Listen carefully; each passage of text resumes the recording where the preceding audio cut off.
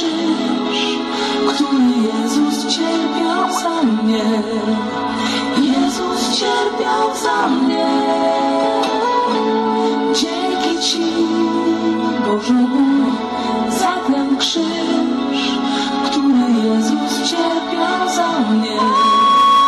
Jezus cierpiał za mnie.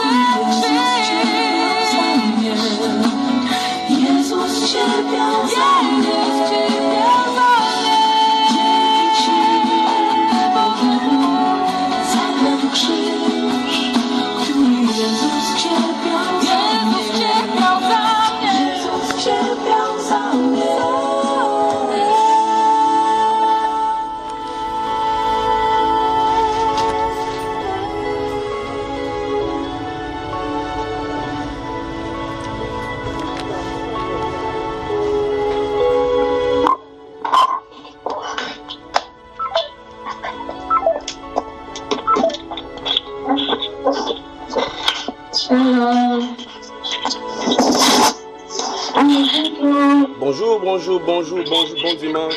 Bonjour frère Junior, bonjour c'est les frères. Que la grâce et la paix de notre Seigneur vous soient multipliées.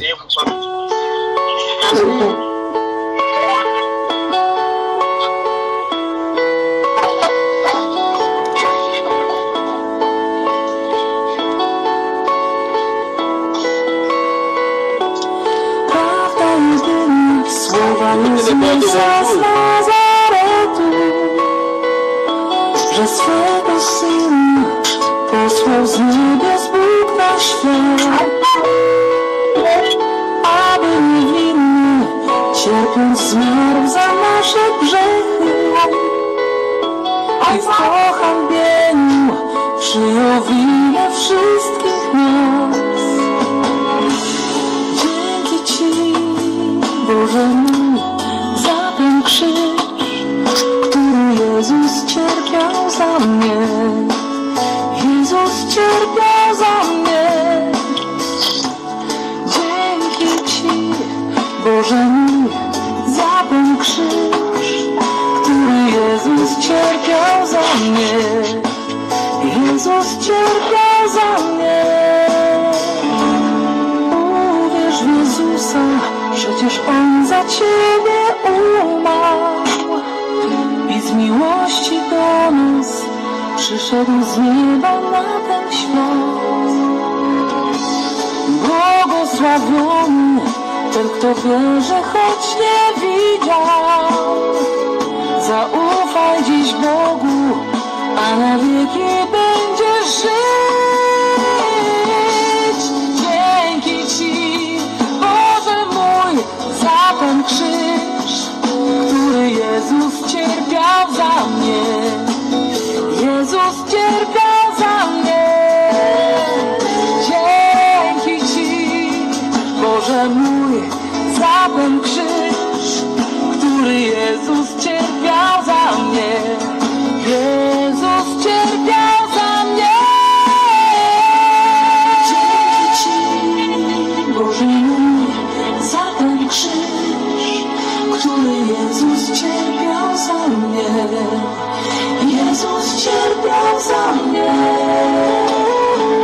Dzięki Ci, Boże mój, za ten krzyż, który Jezus cierpiał za mnie. Jezus cierpiał za mnie.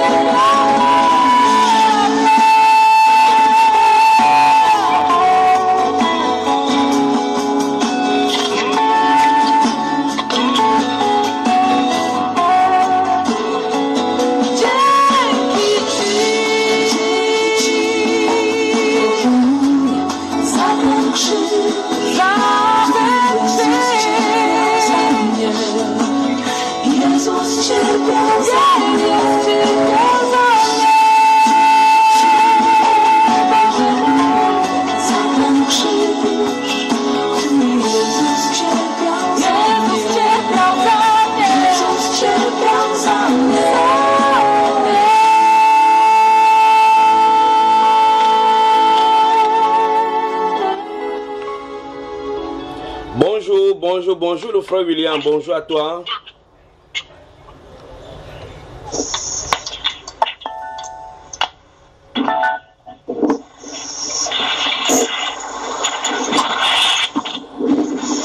La sœur Alida Kofi, bonjour.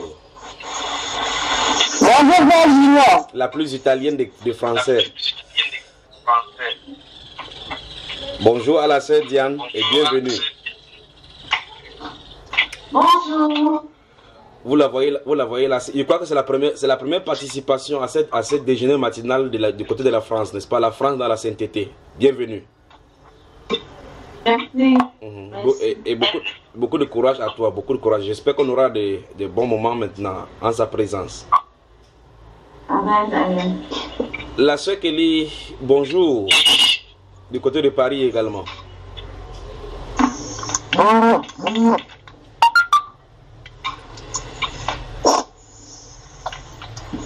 La sœur Kelly est encore au lit. Je crois que le frère William est encore en déplacement, comme il a écrit dans le forum là, qu'il est encore en déplacement, mais il est connecté, il écoute. Il ne peut pas parler, peut-être sous peine dans la descension au lieu de service. Bonjour à lui, bonjour et que le Seigneur le bénisse. Bonjour à la sœur Julie de Viry-Châtillon. Bonjour.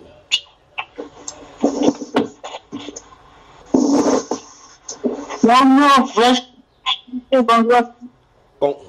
Confortablement allongé dans le fauteuil, mais prête à ne pas rater cette déjeuner matinée également.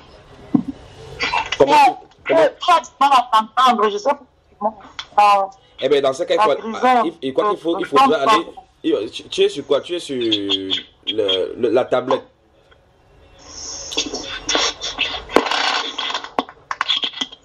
Je crois qu'il va falloir que tu ailles sur l'ordinateur. La sœur Mérode de Bordeaux, bonjour. Bonjour, frère Junior. Que la grâce et la paix vous soient multipliées de ce côté-là. Amen, amen. La sœur Laetitia, l'ex-toulousain et l'ex-parisien, bonjour. Bonjour tout le monde. Bonjour, frère Junior. Que le Seigneur te bénisse également et toi et ta maison. Amen. Amen. La sœur Natina Fissa, bonjour. Bonjour, frère Junior. Bonjour à tous. Donc, comme d'habitude, dans tous les milieux, encore ce matin, les femmes sont majoritaires. On ne sait pas où sont les hommes. Après, on va dire que ce sont les femmes veulent déjà enseigner, alors que n'importe où, c'est toujours elles qui sont majoritaires. Vous êtes majoritaire, mes soeurs, que Dieu vous bénisse. Amen. Amen. Dans tous les niveaux, vous êtes toujours majoritaire. On va faire comment? La sœur Kelly, tout à l'heure, on t'a dit bonjour, je ne sais pas si tu as entendu, je t'ai salué également. Et d'avoir certainement des situations. Et bonjour à tous ceux-là qui vont venir, qui vont se joindre tout à l'heure. Que le Seigneur vous bénisse. Donc, je suis à votre service ce dimanche-ci. Nous avons également la sœur Onella, bonjour. Bienvenue. Bonjour. Bonjour à tous. Bonjour. Bon, il y a des gens qu'on ne voit pas, des gens qu'on ne connaît même pas avec la photo. La sœur Onella n'a pas de caméra. Bon. Si, j'en ai. La sœur Nafissa, bonjour. Et encore, ta caméra n'est pas ouverte. Pardon. Oui, ta caméra n'est pas ouverte. Clique sur ta caméra. La sœur Onella, la sœur Nafissa également. On va travailler, c'est parti pour des moments de travail maintenant.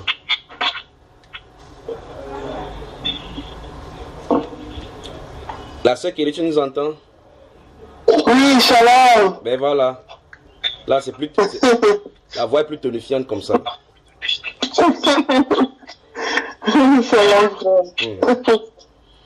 Donc, la sœur Julie Davis, si tu nous entends, il faut se connecter sur ton PC parce que là, tu ne peux pas nous entendre pour longtemps. Parce que comme tu es sur PC, sur ton laptop, soit tu mets le casque comme moi. La sœur Anne Gobba, bonjour, bienvenue. Bonjour, frère Junior. Nous sommes encore ensemble ce dimanche par la grâce du Seigneur. La semaine a été, n'est-ce pas, de ton côté? Je n'attends pas. La sœur Anne, le Seigneur a été avec toi également cette semaine, n'est-ce pas? Allô? On t'entend sans succès sur le site. Moi, je vous attends pas bien. Faut mettre les écouteurs ou bien tu augmentes le volume, ma soeur.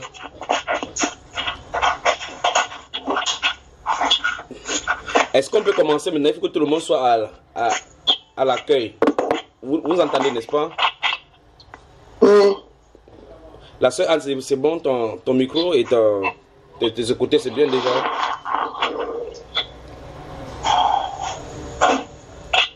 Frère Junior, je ne sais pas si ça vient de toi. Le micro dérange tellement. Je n'entends rien de ce que tu dis à seulement les bruits en fait. Eh bien, dans ce cas, la soeur Kelly, tu m'entends? Oui, je t'entends. La soeur Diane, tu m'entends? Oui, Du côté de Bordeaux, la soeur Emeraude, tu m'entends? Donc, vous voyez que c'est chez la soeur Julie qui a problème, n'est-ce pas? Pas chez moi. Il y a au moins 3 témoins déjà.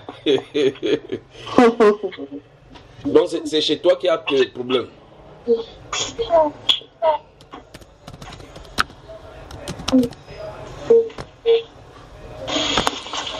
Alors, y a-t-il des questions?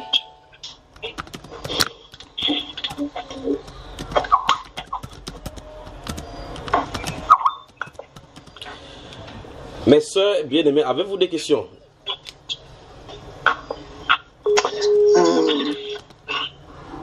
Frère Junior, moi j'ai une question en fait.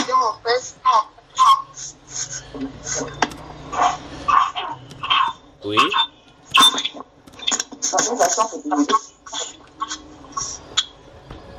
Posez les questions. Je suis avec vous. Alors, moi j'ai une question, Frère Junior. Sur le forum, il y avait une question, une méditation sur laquelle nous devions trouver une réponse, en fait, pour savoir est-ce qu'une femme peut être plus âgée que son mari? J'ai pas eu une réponse claire, c'est pas encore clair dans ma tête, donc j'aimerais, si tu peux nous éclaircir par rapport à ça. C'est de quel forum vous avez écrit ici? Non, pas ici. Ok, donc tu es allé chercher la question quelque part dans notre forum pour venir par ici avec. Il y a pas de... Je suis là-bas aussi. Ok, donc de toute façon, c'est pour l'édification. La soeur, il y a du bruit, c'est la soeur Anne. La soeur Anne, tu nous entends maintenant? oui, j'entends. Voilà, donc il y a le bruit. Quand vous êtes sur portable, oh, la soeur Paul Gertrude, bienvenue. Merci frère, bonjour. Et bonjour chez toi, que le Seigneur te bénisse également. Vous êtes témoin avec moi que tous les gens qui ne font que venir sont des femmes. Donc, au fur et à mesure, la majorité des femmes ne se font qu'augmenter. Bon. La question est posée, bienvenue la soeur Gertrude, et la question est posée par la soeur Kelly là. Est-il possible ou bien est-il normal qu'une femme soit plus âgée en son mari dans un couple? Maintenant, il faut qu'on réponde à la lumière de la parole, d'accord? Qui peut proposer une réponse déjà? Parce que vous êtes les chrétiens, vous êtes censés savoir des choses de la Bible. Qui peut déjà proposer une réponse avant qu'on aille dans la Bible? Donc, est-ce que la femme dans un couple doit être supérieure en âge à son mari? On ne dit pas 2 ans, 3 ans, 4 ans. Est-ce que c'est normal qu'elle soit supérieure en âge à son mari? C'est la question là-bas. Ne dis pas que non, si elle est 10 ans, c'est quand même trop, c'est trop laid. Si elle est 5 ans, c'est quand même un peu... Répondez tout simplement par la Bible. Est-ce que c'est normal? Qui se lance à l'eau alors? Qui se jette à l'eau? Bon, la sœur Diane, elle est là en observatrice. La sœur Diane, elle est assise comme ça. Elle dit qu'il attend d'abord. Je suis nouvelle venue là-dedans. Je ne sais pas comment ça se passe. Donc, je passe la main aux autres. La sœur Laetitia, allons-y, tu peux te lancer, n'est-ce pas? J'espère que tu es courageuse. Oui, moi je vais revenir sur les explications que j'ai données sur ce même forum. Pour ma part, pour nous chrétiens, pour nous enfants de Dieu, c'est la Bible qui est notre miroir. Oui. Nous devons nous conformer à Christ, à la vie de Christ, à la parole. Et dans les Écritures, moi je n'ai vu aucun exemple où il y a une femme qui est plus âgée que son mari. Donc ça, c'est ce que j'avais trouvé comme explication. Et ensuite, il y a une sœur qui a donné une bonne explication également en disant que en se basant sur la parole, sur là où le Seigneur, notre grand frère Paul dit que l'homme est venu premièrement. Je pense que c'est quand il dit que la femme ne doit pas enseigner, parce que la femme est issue de l'homme. Oui. Donc en cela, on comprend que l'homme est venu premièrement. Et mais dans ce cas, il te pose la question, est-ce que l'amour, il y a des gens qui disent que est-ce que l'amour n'a pas d'âge? C'est ce qu'on dit. Que si les gens aiment, on a vu au Nigeria un garçon de 7 ans épouser une femme de 72 ans, s'embrassant, et un pasteur était là pour célébrer, n'est-ce pas mes chers? Vous voyez les dérives de ce siècle-ci, n'est-ce pas? Bien sûr. Donc, une maman de 72 ans épousant, c'est pour ça que je vous ai dit de ne donnez pas la tranche d'âge. On voit également les jeunes garçons africains particulièrement qui cherchant des papiers vont en France, ils peuvent faire n'importe quoi dans ce sens-là pour pouvoir avoir le papier. N'est-ce pas terrible dans notre siècle ce qu'on vit? Oui, tout à fait. Alors la sœur Honneur, as-tu aussi une réponse? Bon, pour ma part, l'homme devrait être plus âgé que la femme, parce que la Bible dit que la femme a été créée de l'homme, dont l'homme a été créé en premier. L'homme devrait être plus âgé que la femme. Je crois que ton volume est bas là, je crois que tu parles loin de ton micro, je crois. Alors je disais que pour ma part, l'homme devrait être plus âgé que la femme, parce que la Bible nous dit que la femme a été tirée de l'homme, quoi. L'homme a été créé en premier et puis la femme a été faite de sa propre. Donc moi, je crois que l'homme devrait être plus âgé que la femme. Qui va parler encore là? Prenez la parole alors, mes soeurs, parlez donc. La sœur Diane, as-tu quelque chose à dire aussi?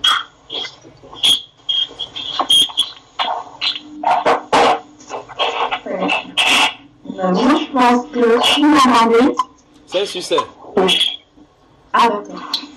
Je pense que peu importe la différence, parce que le plus important, c'est que ce soit la femme, je veux dire, le don que Dieu a prévu pour un homme.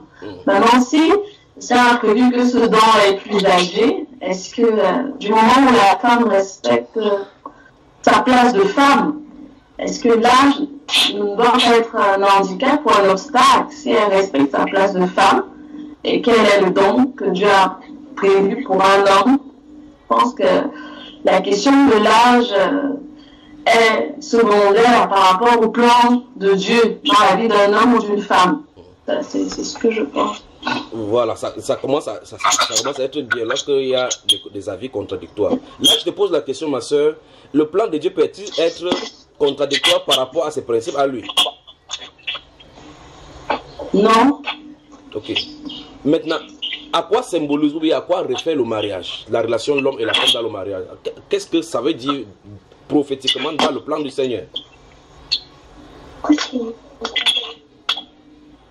À Christ et son église, je pense. Ben voilà, c'est ça exactement. Et entre les deux, donc, qui vient en premier? Jésus-Christ. Avec cela, maintenant, revois encore ton principe. Donc, l'homme doit être plus âgé alors que la femme. Absolument, c'est ça, c'est aussi simple que possible, n'est-ce pas? Que Dieu vous bénisse. Donc, alors, quelqu'un a-t-il encore quelque chose à dire avant que je rajoute quelques éclaircissements sur cela? Une autre question bien sur cette même question. Non, sur cette même, on n'a pas. La sœur Anne, si tu nous entends, ton micro, il y a un bruit qui ressort chez toi. Lorsque les micros sont ouverts, ça fait de ces gribouillards que vous entendez là. Donc, fermez les micros. Quand vous voulez parler, vous ouvrez les micros. Je crois que ce serait mieux comme ça. Il n'y a pas ces choses-là. Donc, vous entendez les bruits en fond sonore là. Donc, fermez le micro. Quand quelqu'un veut parler, il ouvre le micro. Donc, je crois que la sœur Julie maintenant est connectée sur l'ordinateur là. C'est bien maintenant. J'ai amené ça dans la chambre, frère. Je ne pouvais pas me tenir au salon. Courage, d'accord, courage.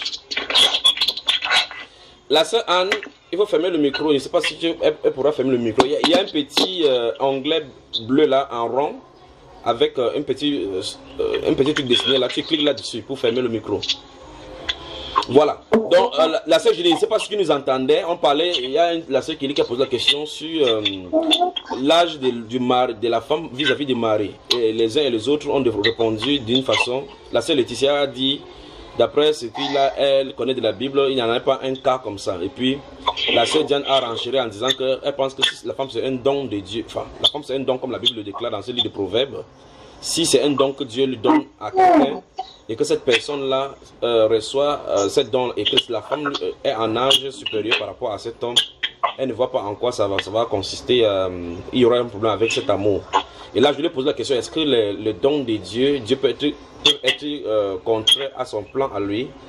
Elle a dit non, là, la sœur Kelly, vous m'entendez, n'est-ce pas? Tout le monde m'entend? Oui.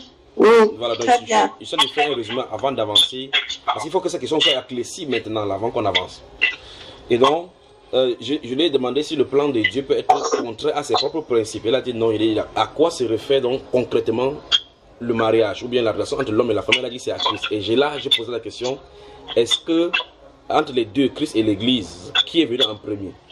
Elle a répondu à l'Église. J'ai dit non, ok, avec ton principe d'amour et de don, qu'est-ce que tu as dit? Elle dit, ah, ok, je comprends alors que l'homme doit être supérieur à l'homme alors. Voilà. Maintenant, je vais dire quelque chose. Vous permettez maintenant que je parle, n'est-ce pas, dans ce sens-là.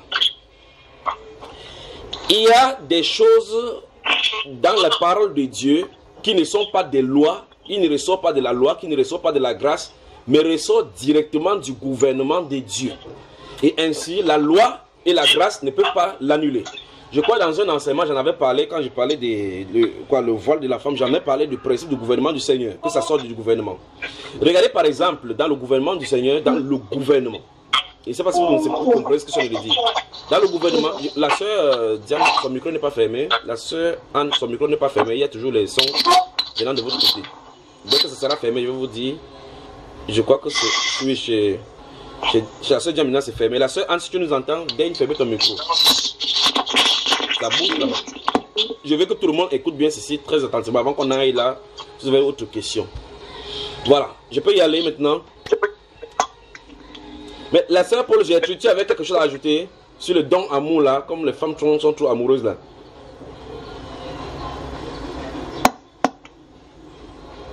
Allô? Oui, ma soeur, on t'entend. Oui, en fait, pour ma part, au départ, quand j'ai vu la proposition, la question, pour ma part, je me disais qu'il n'y avait pas de souci si la femme dépassait son mari en âge. Oui. Mais après des explications et vu l'écriture, c'est normal qu'un homme soit plus âgé que sa femme. Bon, voilà. Maintenant, quand nous allons dans la Bible, vous allez voir effectivement qu'après la création et puis la chute de l'homme, beaucoup de choses se sont passées au courant du développement de la vie humaine, au point où certaines choses ont été laissées par Dieu, au point où les gens peuvent comprendre ils peuvent croire que Dieu a laissé ces choses-là, ou mieux dit que Dieu a entérimé ces choses-là dans son plan à lui. Je ne sais pas si vous comprenez. C'est-à-dire, par exemple, lorsque Dieu a créé l'homme, il n'a pas créé l'homme et on s'attendrait à ce que le Créateur puisse créer en même temps beaucoup de personnes. Vous voyez? Mais il crée un homme et une femme et il leur laisse de s'en charger pour pouvoir multiplier. Et là, on s'attendrait à ce que peut-être si le Seigneur veut faire... Pourquoi il ne crée pas beaucoup de personnes une fois pour qu'il multiplie rapidement pour faire son œuvre?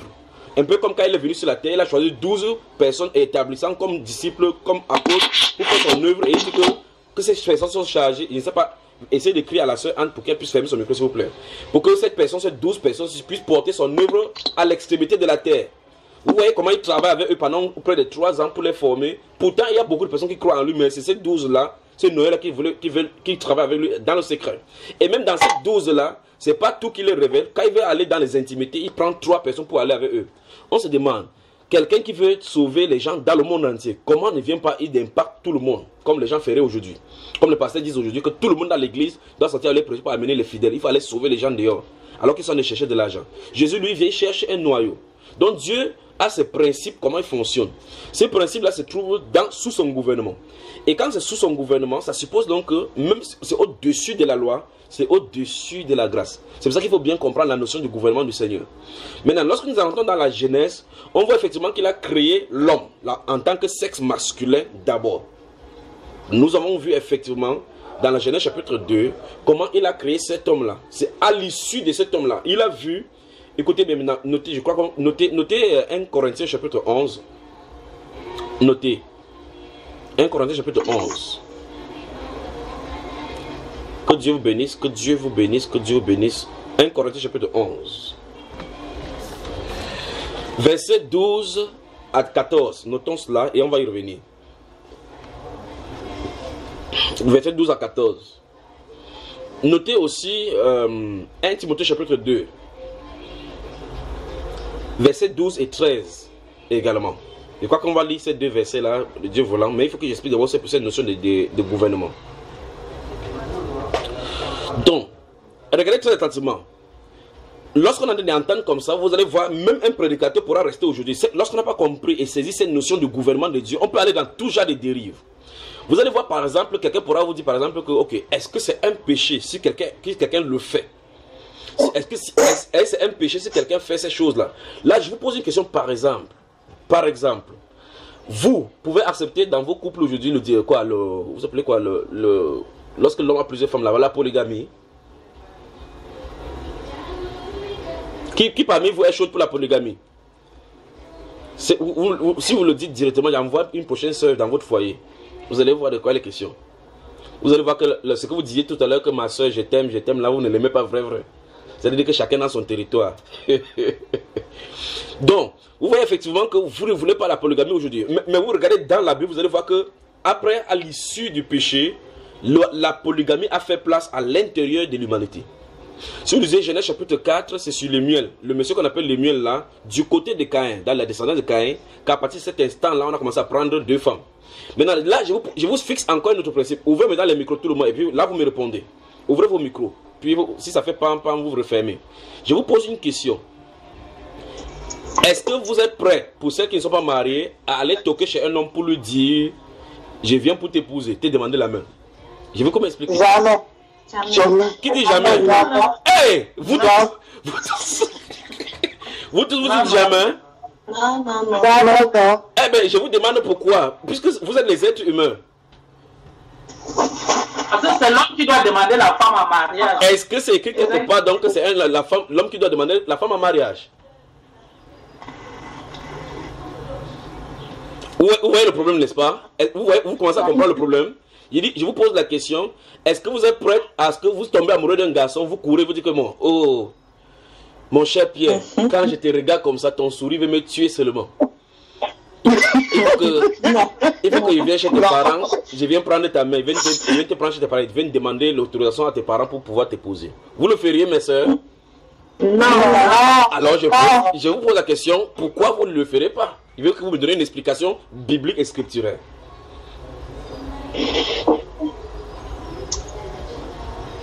En fait, je sens de vouloir vous expliquer le gouvernement. Oui, allons-y avec la sœur Julie d'abord. Oui, je disais que tu vois que des questions comme ça, c'est pour ça que le Seigneur a envoyé les enseignants comme vous, comme ça, pour nous éclairer. Oui. Mais maintenant, quand on lance une question où tout le monde n'est pas éclairé, quand on se fait lyncher comme ça, là, ça frustre le frère. Oui. Heureusement que les enseignements, c'est pour ça que je ne peux pas donner à n'importe qui d'enseigner, parce qu'il faut avoir la patience d'expliquer aux gens ce qui se passe, surtout quand ce n'est pas écrit noir et blanc. Oui. Parce que tout ceci là, il faut bien entrer dans la Bible pour comprendre le plan de Dieu derrière les choses. Exact. Mais quand tu lances un débat, et qu'on a des points de vue divergents et qu'on se fait lyncher, franchement, c'est frustrant. C'est on a eu accès à ces enseignements-là. C'est on a eu accès à ces enseignements. Moi, aujourd'hui, tu es en train de nous enseigner comme ça, mais si demain, une personne ne le sait pas, je vais aussi essayer d'expliquer comme tu as expliqué et non faire comme si j'avais déjà la connaissance depuis longtemps. Exactement. Et merci pour cette remarque-là. Et j'invite donc tous ceux qui écoutent ces enseignements et qui sont, vous savez, la Bible déclare que ceux qui sont spirituels doivent reprendre ceux qui ne sont pas avec sagesse. Lorsque nous tous, qu'on le veut ou pas, chacun a été fautif quelque part d'autre avant que Dieu l'a amené à un niveau de connaissance. Donc j'invite notre indulgence quand nous connaissons quelque chose et que quelqu'un ne connaît pas, permettez qu'il y ait des points contradictoires d'abord avant que la lumière jaillisse. D'accord? Permettez cela. Que quelqu'un se sente à l'aise en disant quelque chose. Il ne faut pas généralement frustrer les gens en disant que non, tu as tort et autres là-bas. C'est avec cette manière-là que je travaille partout dans le monde entier. Vous imaginez que vous tenez dans une assemblée où il y a au moins 60 personnes qui ont des doctrines différentes. Et vous êtes là-bas petit comme ça, vous devez voir, c'est comme si les chiens sont voraces contre vous. Et là, vous voyez des gens qui sont peut-être à nos hommes 60 comme je dis, et que chacun est pasteur et apôtre qui a fondé son assemblée. Quand tu lui tiens tête, et il va simplement... La réflexion, c'est, vous savez, c'est le problème de l'homme là. Quand l'homme voit effectivement que dans sa position, il va devoir se soumettre et son corps est rabaissé, son orgueil est rabaissé devant ses fidèles. Il ne se laissera pas faire. Il faut la grâce du Seigneur pour pouvoir tenir ces personnes-ci. Et en ce moment-là, il ne faut pas montrer qu'ils ont tort, il faut montrer que tu as raison. Il faut les amener à la connaissance de la vérité, sachant qu'il va relayer la vérité à ces gens. Donc j'invite votre indigent désormais, que si vous ne saisissez pas quelque chose, ou même vous ne savez pas la façon comment expliquer, orientez vers la personne vers là où vous avez eu la source des résultats, pour pouvoir faire, mais ne frustrez pas les personnes. Voilà. Maintenant, ma soeur Julie, il y a une phrase que tu as dite qui est très importante, et c'est là où beaucoup de personnes font naufrage, c'est comme ce n'est pas écrit noir et blanc, à l'instant où ce n'est pas écrit noir et blanc, c'est là où il faut faire attention. Vous comprenez? Lorsque quelque chose n'est pas écrit noir et blanc dans la Bible, il faut vraiment faire attention de la manière dont on va sur le territoire. Regardez très attentivement, avant que je vous pose encore la question, je reviens encore sur la question. La question que je vous ai posée, c'est, dites-moi pourquoi, de façon biblique, vous ne partirez pas en tant que femme chez les hommes pour demander leur main. C'est la question que je vous ai posée. Vous voyez que de manière biblique, ce n'est pas écrit, n'est-ce pas mes soeurs? Bon, maintenant, y a-t-il une interdiction? Y a-t-il un endroit où il y a une interdiction en disant que la femme ne doit pas aller demander la main de l'homme? Moi, je pourrais dire qu'on peut se référer à notre Seigneur, car c'est lui qui nous a aimés le premier. Voilà, il nous a choisis. Donc avec cette image-là, nous voyons que c'est Christ qui est venu vers nous. Donc, je fais référence à ça pour dire que c'est l'homme qui aime et qui va trouver. Exactement. Autre chose encore, mes soeurs? Quelqu'un d'autre a quelque chose à dire? Mais, ma soeur Kelly, merci pour cette promptitude, pour cette réaction claire dans la parole. Quelqu'un a aussi une autre proposition? Amen. Également du fait que, ça rejoint ce que la soeur Kelly disait, c'est lui qui nous a aimé, mais c'est lui qui se révèle à nous. C'est pas nous, comme on nous avait appris communément, qui allons vers lui en fait. C'est lui qui... Oui, qui vient vers nous. Voilà. Donc vous voyez que même si dans le monde vous aimez Dieu n'importe comment, comme les femmes, vous voyez comment vous aimez le garçon, ou vous l'avez chaque fois que vous passez devant lui, vous aimez dans sa présence. Votre cœur, même si ça brûle n'importe comment, vous n'osez pas dire que mon cher, je t'aime, je t'aime. Vous n'osez pas dire cela. Même si vous faites n'importe comment avec Dieu, même si vous aimez Dieu n'importe comment, il va falloir qu'il vienne vers vous, n'est-ce pas? Il va falloir qu'il vienne vers vous. C'est lui qui doit venir vers nous pour faire le premier pas, n'est-ce pas? Vous voyez que ce principe-là, dans la Genèse, la Bible déclare que Dieu a amené Ève, sa femme, vers l'homme. Il a amené et pour voir. Lorsqu'il a vu, la Bible déclare que c'est l'homme qui a dit, voici celle qui est os de mes os et chair de ma chair. Donc c'est l'homme qui fait le choix. Vous voyez que ce n'est pas écrit bibliquement que c'est l'homme qui doit faire son choix, mais dans les principes bibliques, c'est ce qu'on découvre.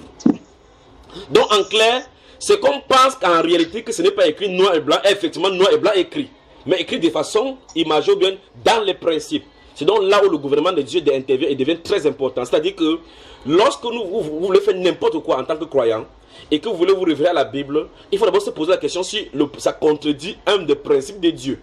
Dieu n'a pas besoin d'écrire les choses noires et blancs dans la Bible. Comme par exemple, je prends par exemple la question, vous ne verrez nulle part dans la Bible qui est écrit par exemple, c'est interdit pour vous d'aller dans une boîte de nuit et aller danser les musiques mondaines. Vous ne trouverez pas ça dans la Bible, n'est-ce pas? Mais là, si je vous pose la question, est-ce que vous, en tant que croyant et sanctifié, est-ce que vous devrez encore aller en boîte de nuit? Non. La sœur Alida, tu peux aller danser encore un peu, mais oui? Non. Pourquoi? Non. Pourquoi? Y a-t-il un verset qui l'interdit? Si oui, montrez. Il y a la place où c'est écrit qu'est-ce qu'il y a entre la lumière et les ténèbres, ne communiez pas avec les infidèles sur un jour étranger. Oui. Vous voyez effectivement que vous avez trouvé un principe qui globalise beaucoup de choses, n'est-ce pas? Ça veut dire que dans ce principe-là, dans ces versets que tu as cités, on peut citer toute autre chose. Ça suppose donc qu'avec ce principe-là, parce que ce n'est pas écrit littéralement là-bas, ne partez pas en boîte de nuit, ne faites pas telle ou telle chose, mais là, tu viens de trouver un verset qui a ce principe-là à l'intérieur. Mais si quelqu'un te dit, montre-moi où boîte de nuit écrit dans la Bible, tu ne trouveras pas.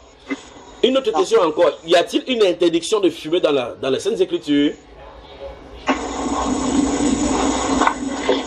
Non, Justement, la sœur m'a posé la question. J'ai répondu que même sur le paquet de cigarettes, c'est écrit fumer, tue. Oui. Et la Bible nous dit que tu ne tueras point. Oui. Donc, je ne vais pas faire quelque chose qui va m'amener à la mort. Bon, supposons maintenant que les industriels maintenant votent les lois et ils enlèvent cette phrase-là sur la cigarette. Ça empêche que ça tue encore? Non, justement, comme on sait, on connaît déjà les conséquences. On sait que ça perfore les poumons, ça salit les poumons. Et quand le poumon est détruit, forcément, ça t'amène à la mort. Donc, nous savons que cette chose-là conduise à la mort. Alors maintenant, tu vois qu'une fois de plus, tu as découvert un principe dans la Bible qui dit, par exemple, que on ne doit pas tuer. Et par conséquent, quelqu'un ne doit pas se donner la mort lui-même. Et nous voyons effectivement qu'en prenant ces choses-là, ça perfore le poumon et ça conduit à la mort. Donc tu as appliqué à ce principe de Dieu la cigarette. Pourtant, la cigarette n'est pas mentionnée. Donc, parce qu'en voulant, tu détruis le temple de Dieu. Et la Bible déclare que si quelqu'un détruit le temple de Dieu, Dieu le détruira lui-même. Donc, tu n'as pas besoin d'expliciter cigarette. Donc, malgré que ce n'est pas écrit noir et blanc qu'on voit cigarette, cigarette est quand même contenu dans ce verset. Exactement. Vous comprenez, n'est-ce pas? Maintenant, je vous pose encore une autre question. Peut-on, une femme qui est enceinte, peut être violée? Est-ce que, comme elle est violée, qu'elle tombe enceinte, doit-elle, ce que vous avez fait, puisque vous êtes en Europe, il y a ce qu'on appelle l'interrogation volontaire de la grossesse. On donne des différents cas dans vos différentes lois là-bas. On dit au cas où elle est violée, il faut assister le médecin et le juge. Et le procureur de la République peut donner un mandat au médecin de pouvoir, c'est ce qu'il y a lu dans vos lois, de pouvoir évacuer l'enfant. Est-ce qu'une femme chrétienne qui est aussi violée doit expulser l'enfant? Non. Y a-t-il un verset qui l'interdit? Que l'avortement n'est pas... Tu ne tueras point. Tu ne tueras point. Voilà, vous voyez effectivement que à la phrase tu ne tueras point, quand vous regardez le contexte, ça ne parlait pas il n'y a pas d'explication en disant que, sauf le cas où tu vois très bien que tu dois mourir sur le lit d'hôpital, il faut tuer l'enfant qui est dans le ventre, n'est-ce pas? Il n'y a pas écrit comme ça. Et là, vous commencez à comprendre que si vous expulsez l'enfant, vous allez le tuer un être, n'est-ce pas? Et là, le commandement de Dieu vous arrête. Donc voilà autant de choses qu'il faut que les prédicateurs essaient de s'asseoir pour assimiler cela avant d'avancer avec le Seigneur. Il faut répondre aux gens clairement. Il ne faut pas payer les prédicateurs qui ont peur. Parce qu'ils disent comme ça, les fidèles vont partir. S'ils disent comme ça, on va dire que non, c'est écrit ou n'aie pas peur. Les gens doivent être envoyés par le Seigneur. Et si les gens sont envoyés, ils auront la parole et la sagesse du Seigneur pour dire certaines choses. La parole de Dieu que vous avez devant de vous. Si vous dites qu'il y a quelque chose qui manque et que le monde n'a pas a découvert aujourd'hui, que la Bible n'en a pas dit, la Bible a tout dit. La Bible déclare qu'il n'y a rien de nouveau sous le soleil. Si quelqu'un dit qu'il y a telle chose qui est passée, ça s'est passé dans la génération présente, on n'en est pas seulement conscient. Donc, si Dieu nous a donné quelque chose, donnez les détails même jusqu'à la fin du monde. Comment il va tuer Satan, comment il va le mettre en enfer, ainsi de suite, brûler dans la géhenne, comment il va le mettre en prison.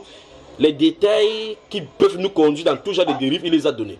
Je ne sais pas si vous comprenez. Sinon, s'il y a des détails par rapport au péché qui pourra nous retenir, que Dieu n'a pas mentionné, quelqu'un pourra en train de vivre dans ce péché sans en rendre compte et que plus tard ça nous attrape. Vous voyez? Frère, ici même, toi tu as même pris le cas du viol. Oui. L'autre là, c'est même supportable. Tu sais, ici, quand tu es enceinte, il y a des examens qu'on te fait quand tu as peut-être 3 mois de grossesse. Si l'enfant est atteint d'une certaine maladie, de la trisomie et tout ça là, du niveau élevé, on te demande d'avorter parce que ce genre d'enfants, les enfants handicapés comme ça, coûtent déjà très cher à l'État. Oui. Et maintenant, comme les musulmans, les femmes musulmanes refusaient d'avorter, maintenant, ils avaient sorti une loi, si tu n'avortes pas, c'est toi qui prendras en charge cet enfant-là à vie. Parce que comme c'est des handicapés à vie, mais nous autres chrétiens aussi, on ne peut pas, même si tu le sais déjà, s'ils font les examens, on doit compter que le Seigneur peut guérir. Et si le Seigneur même ne guérit pas, il donnera les moyens pour t'occuper de cet enfant à vie. Oui. Donc là, le viol, même l'enfant peut sortir bien portant, après tu ne souffres plus. Voilà. Mais là, avec la maladie, c'est terrible. Vous voyez que chaque fois maintenant, les principes des hommes vont commencer à lutter contre les principes du Seigneur, n'est-ce pas? Que dit de la Chine maintenant qui ont justifié les populations en disant désormais maintenant que les hommes doivent avoir maximum 2 enfants. Donc ça veut dire si vous accouchez un peu 4, si dans d'un seul coup 4 sort, on doit tuer 2 enfants. Donc on doit sélectionner 2 pour éliminer. Est-ce que l'être humain doit stopper un autre être humain d'accoucher sous peine parce qu'on a rempli la terre pas assez de nourriture? Dieu qui donne les enfants n'est-il pas capable de nourrir sur la terre? Amen. Est-ce qu'on doit stopper la démographie ou la croissance démographique pour quelque raison que ce soit? Est-ce qu'un être humain normal doit le faire? Non. Pourquoi? Y a-t-il une interdiction cela dans la Bible?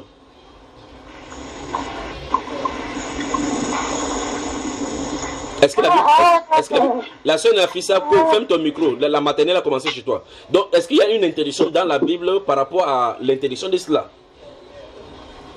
revient toujours à tu ne tueras point, frère. Voilà. Vous voyez effectivement que si on tourne n'importe comment, il y a les principes de Dieu dans la Bible. La première question que vous vous êtes posée, est-ce que vous voyez une femme aller demander la main d'un homme? Est-ce que vous pouvez le faire? Vous avez dit non de façon unanime. Là, il n'y a même pas une autre pensée contraire. J'aurais souhaité qu'une soeur dise que, oh mon frère, si je suis amoureux, non, je ne cache pas mon amour. Je vais lui demander, cache la main. Allez demander, vous allez voir cet homme-là va dire que cette femme c'est une sorcière. Même l'homme. Quand tu vas finir. En Europe, ça se fait. Hein. Non. Vous allez voir, effectivement, quand tu vas sortir, tu vas rentrer. La famille de la femme là va rentrer. Avec l'homme va rentrer. On dit que maman, on n'a jamais vu l'autre ci. L'autre ci, c'est encore. La femme là est simple. Maintenant, vous remarquez par exemple, si vous lisez Ephésiens chapitre 4, verset 17 et suivant jusqu'au verset 26, la Bible déclare, il dit, voici ce que je vous dis et je vous commande dans le Seigneur. Il dit, vous ne devez plus marcher comme les païens. Vous voyez, n'est-ce pas, que la marche chrétienne, quand on est dans le Seigneur, il dit, voici ce que je vous ordonne dans le Seigneur. Vous ne devez plus marcher comme marchent les païens. Ils ont l'intelligence obscurcie. Il dit, à cause de l'ignorance qui est en eux. Oh là, celui-ci, le musulman, c'est là, j'ai pas le temps, je suis en train de parler avec les séquelles et autres. Donc, vous voyez qu'il y a des gens qui peuvent entrer dans tout genre de dérèglement en prenant plutôt le principe mondain. On ne doit pas être gouverné par le principe mondain, mais par les principes de Dieu. C'est les principes de Dieu qui nous conduisent. Ces principes-là dans la Bible, on appelle ça les préceptes, par exemple. Dans 1 Thessaloniciens chapitre 4, la Bible déclare que personne n'use de fraude et de cupidité dans les affaires parce que le Seigneur tire vengeance de toutes ces choses-là. Si quelqu'un rejette ses préceptes, il dit précepte. Précepte. Si quelqu'un rejette ses préceptes, il ne rejette pas un homme, mais il rejette Dieu. Donc il y a des chrétiens maintenant qui disent que non, mon ami, quand on fait business, il n'y a pas l'histoire de Dieu là-dedans. Business, c'est business.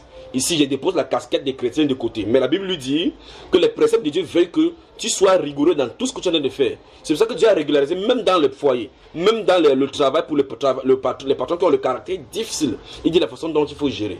Vous voyez cela, n'est-ce pas? Donc, Dieu entre dans tous les détails de notre vie. Au point même où l'apôtre Paul dans Romains chapitre 1, le verset 16 parle des actions secrètes des hommes qui seront mises en lumière et être jugées par l'évangile selon l'évangile qu'ils prêchent. Donc, vous voyez effectivement qu'il n'y a rien de caché, qui ne doit être révélé. Alors, revenant donc sur le cas dont nous sommes en train de traiter, le cas des femmes qui sont plus âgées que leur mari, ça rejoint le cas de principe. Vous voyez donc que malgré que pour la polygamie et le fait que la femme doit demander la main de l'homme, comme je t'en ai posé comme question là, vous allez voir effectivement que vous ne verrez nulle part dans les Écritures qu'une femme va demander la main de son mari. Vous voyez? Maintenant, je vous pose encore une autre question, encore plus, puisque nous sommes dans ce domaine-là. Est-ce que mes chères dames, vous pouvez rester comme ça en disant que oh, l'homme s'il me fatigue, il faut qu'il prenne encore même 2 maris? Est-ce que c'est normal qu'une femme vive avec 2 maris, par exemple? Même 4. Mais vous voyez effectivement que lorsque un homme a 5 femmes, dans des cultures, ça ne choque pas vrai? Il dit, comprenez-moi très attentivement, quand un homme a 5 femmes, dans d'autres communautés, il y en a des hommes qui ont, la majorité d'entre vous êtes des Africains, vous voyez effectivement des hommes qui ont même 5, 8, 9 femmes, n'est-ce pas? Maintenant, vous, en tant que femme, pouvez-vous avoir 3 maris? Non. Qu'est-ce qui l'interdit? Lorsque le chef de la femme, jusqu'à preuve du contraire, oui, mais si, on a toujours ces principes-là en nous. Si tu prends par exemple Michael et que tu prends aussi Daniel, tu prends aussi même Pierre Jean-Marie, tu vois que le jour où tu parles de Pierre Jean-Marie, ça n'empêche qu'il soit ton chef, n'est-ce pas? Tu entres dans sa chambre, tu dis que chef, je suis à toi. Il est ton chef. Cet homme-là est ton chef. Tu parles chez Daniel, cet homme est ton chef. Qu'est-ce que vous en dites? C'était pour dire qu'il y a certains droits qu'on a octroyés plus à l'homme parce qu'il est le chef, c'est lui qui commande et que la femme est inférieure en fait. Non, mais elle ne peut pas aussi faire ces choses. Non, c'est pour ça que je dis que si une femme a 3 maris, chaque fois qu'elle part chez les maris, chaque mari là est son chef. De la même façon, quand l'homme a plusieurs femmes, il est chef de chacune de ces femmes-là. Pas vrai? Ouais. Donc, je veux que vous me disiez comment dans la Bible, et ou bien si bibliquement c'est normal qu'une femme a 3, 4, 5, 6 maris, comme on voit les hommes faire. Ève était rien que pour Adam. Je vais dire plutôt, Adam était rien que pour Ève. Le Seigneur n'a pas créé au départ 2 hommes pour Ève. Il a su créer maintenant combien de femmes alors pour l'homme? Et il n'a pas aussi créé 2 femmes pour... C'est pour ça que nous, chrétiens, maintenant, on regarde ce principe du début où il a créé un homme et une femme. Et donc 2 femmes pour un homme. Merci ma soeur. tu es vraiment mentionné ce matin. Donc, ouais, effectivement, une fois de plus, on revient au principe du début. Et ce principe du début n'est pas seulement contenu sur le numérique, c'est-à-dire sur un homme, une femme, ou bien une femme, un homme. C'est contenu également sur la prééminence. La prééminence. La prééminence, ou mieux, c'est que si vous lisez bien la Bible de façon correcte, vous allez voir que Dieu ne badine pas avec le droit de naissance, celui qui est venu en premier. Vous avez vu l'histoire d'Ésaü et de Jacob, n'est-ce pas? Donc, allons-y maintenant dans le livre de 1 Timothée chapitre 2. Regardez très attentivement. 1 Timothée chapitre 2. Que le Seigneur vous bénisse. Donc, si les prédicateurs vous ont... après, je vais vous raconter une histoire concernant cette affaire-ci là. Si les prédicateurs vous ont détourné, que Dieu les bénisse et que Dieu leur donne les éclairages afin qu'ils reviennent comme ça. C'est mieux que si quelqu'un enseigne dans un domaine, on te pose la question, tu dis, ma soeur, s'il te plaît, je ne connais pas cela. Allons devant le Seigneur, que le Seigneur nous éclaire, que de dire des choses qui vont emmener les gens dans la dérive. Oui. J'ai dit quel livre déjà? 1 Timothée, c'est ça? 1 Timothée chapitre 2. Je crois que au Gabon, j'en ai parlé dans le verset suivant par rapport à la femme qui doit devenir mère, sauvée en devenant mère. Vous voyez toujours des dérives qu'on en a dit sur ces versets-là. Bon. Versets 12 et 13.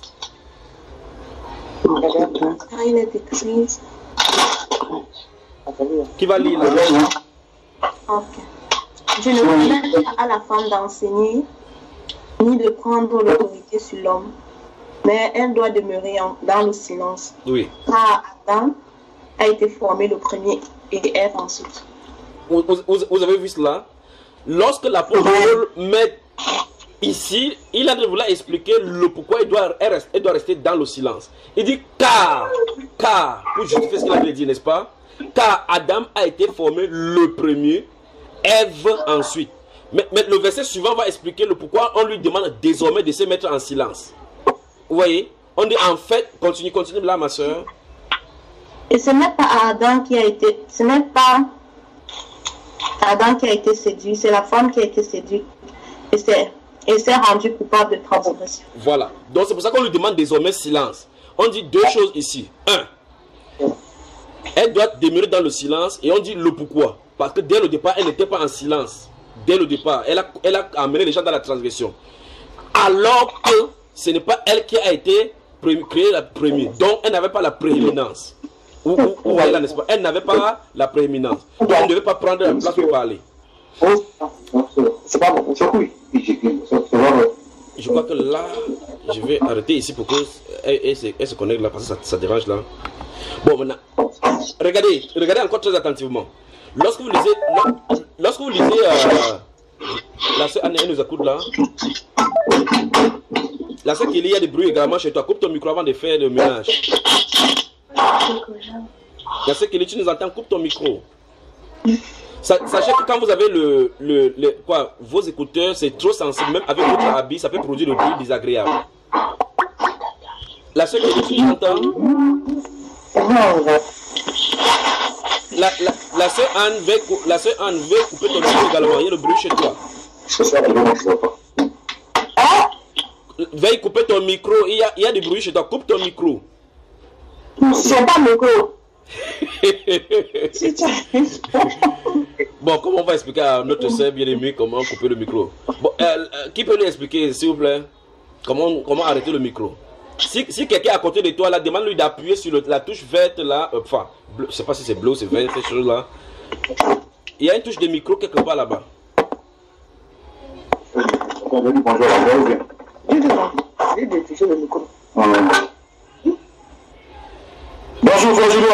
Bonjour mon cher, que le Seigneur te bénisse. Amen, je suis le mari de Anne. Bienvenue. Voilà. Et tu la laisses aller à l'église seule comme ça, c'est pas normal. Non, aujourd'hui j'avais prévu de venir vous parler un peu, parler avec toi. Oui. Mais comme il y a un fils qui est arrivé de l'Italie. Oui. Il est arrivé de l'Italie, il est arrivé hier et il part tout à l'heure à 13h. Oui. C'est pour ça que je me suis dit, bon, aujourd'hui je vais me présenter. Oui. Et je crois que dimanche prochain, je serai au rendez-vous. Il y a beaucoup de choses que je vais te dire. Wow, mais que Dieu te bénisse mon frère et bienvenue. Merci beaucoup, merci. Oui. Merci beaucoup. Je suis vraiment content. Oui. Avec la technologie de l'homme là, comme l'homme a la prééminence, est-ce que tu peux nous trouver le micro là maintenant? Bon, on n'a pas de micro. Bon, il y a sur votre Skype là, il y a la touche là où on raccroche. Vous avez vu la touche rouge où on raccroche, n'est-ce pas? Attends, je vais voir. Regardez, cliquez. Oui. Voilà. Il y a un petit truc qui est dessiné comme ça à côté. Oui. C'est l'angle debout comme ça. Oui, c'est ça le micro normalement. Donc si vous cliquez sur ça, vous parlez, on ne doit pas vous entendre. Voilà, là maintenant, tu as cliqué. Comme tu as cliqué, quand tu parles, on n'entend pas. Donc c'est ça le micro. Si elle veut parler, elle clique dessus, ça va s'ouvrir. Vous voyez, parce que lorsqu'il y a une barre dessus, si elle clique, il y a une barre dessus, elle parle, on ne doit pas entendre. Donc elle a bloqué le micro.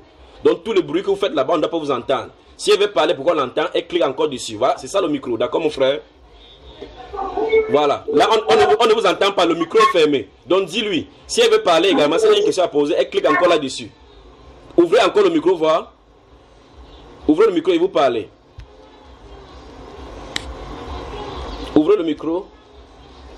Vous cliquez sur la même chose, sur la même touche là, et puis vous parlez. Allons-y mon frère, il est où là? C'est bon? Voilà, c'est bon? voilà, là c'est bon, donc c'est ouvert. Clique, si tu cliques encore, maintenant, là c'est bon. Maintenant, clique pour fermer. Là c'est qu'il y a du bruit chez toi, ferme ton micro. Voilà, c'est bon, là c'est fermé. Bonne journée et bonne arrivée à celui de l'Italie. Que Dieu vous bénisse, à dimanche prochain, plaisir au Seigneur. Voilà. Là c'est qu'il coupe ton micro.